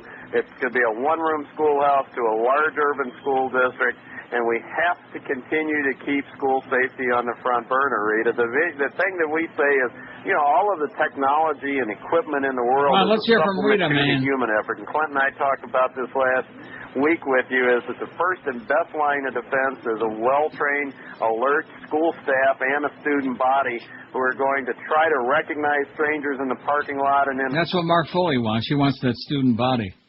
We had almost 1,400. Are we going to get 1,400 a day? I think we might. 1346. We got 37 minutes to get 54. We should be able to do that. I mean, everybody and their brother. Even George has got an opinion on how many games the Dolphins will win. His opinion is, who gives a crap? You can do it! Isn't that right? That's what I voted. Yeah, they could lose let's see, they've won 1, so they could go 1-15. We didn't put 1 on the poll. Let's not do that. That would be nasty. It would be ridiculous. That would be like putting 13 on there, We're putting it on now. Putting what, 1? 1. Well, they already won the 1, so that means they're going to lose all the rest of the games the rest of the season? It's possible. Absolutely. Possible. Well, once upon a time, they won every game in the season, so. Yeah, that's true. Practice makes perfect, baby. They're striving for perfection. It's obvious. It's the Saban effing way, baby. Nice call on that 2-point conversion, Nick. He's such a hard ass. You people in the media, if it would have worked, it would have been a good play, but it didn't work, so it's a bad play. Yeah. Isn't that the criteria? Yeah, that's generally the idea. If he calls the play and it turns out to be a turd, then it's a bad play. Bad call, Nick. That's the way it works. You're the coach, not anybody else. Don't blame the brainstem. He ain't around no more. Face-to-face with an armed man suspected of killing a Polk County Sheriff deputy. Remember that last week? Yes. SWAT officers riddled his body with 68 bullets. Count them. Altogether, 9 officers fired 110 times Friday at Angelo Freeland. That was the Rasta guy there with the dreadlocks, who Polk County Sheriff Grady Judd said executed one of his deputies. That's all the bullets we had, or we would have shot him more, Judd said, after autopsy results were released Saturday. That's all the bullets we had. They unloaded them. They had somebody go into the store for more, but he was already dead. That's right. Why bother? The slain deputy, Matt Williams, 39, was shot 8 times Thursday when he encountered the killer who had fled into nearby woods after a routine traffic stop. 1 bullet was fired at close range behind the deputy's right ear. Another was fired near his right temple with the muzzle of the gun pressing against his skin. I'm confident he was ambushed and he was executed, Judge said. Freeland, 27, was driving a rental car when he was pulled over. Deputy Doug Spires asked for his driver's license, but he was handed a fake ID. Several shots were fired at Spires as he ran after Freeland, and 1 bullet struck the deputy's leg. Williams and his German Shepherd police dog, Diogi, went into the wooded area looking for the suspect. After examining the shooting scene, Judd said he thinks Freeland waited behind a large uprooted tree where it was virtually impossible to see him. I suspect he shot the canine first, Judd said. A single bullet killed the dog when it hit him in the chest. Bullets hit Williams in the arm, legs, and buttocks, and 1 lodged in his spine. Though the sequence of the shots hasn't been determined, it's likely the final 2 shots were fired at the deputy's head as the gunman stood over him. Williams was armed with a .45 caliber semi-automatic handgun, had extra magazines of ammunition on his belt. After he executed the deputy, he took his firearm and the magazines, Judd said, and was reading them in the woods, as somebody was reading them to him. 2 Lakeland police officers exchanged gunfire with Freeland as he apparently tried to reach a nearby house. I'm confident he was going to go to that house. He would have taken them hostage, or maybe that he would have killed them, he said. Judd said the Lakeland officers risked their lives when they turned him back into the woods. And then they shot him, how many times did it say? 100, about 100. And if they would have had 500 bullets, they would have used them all. Just to make sure. To which we say, all right. Nice going. The biggest names, the best talent. This is Neil Rogers, Sports Radio 560,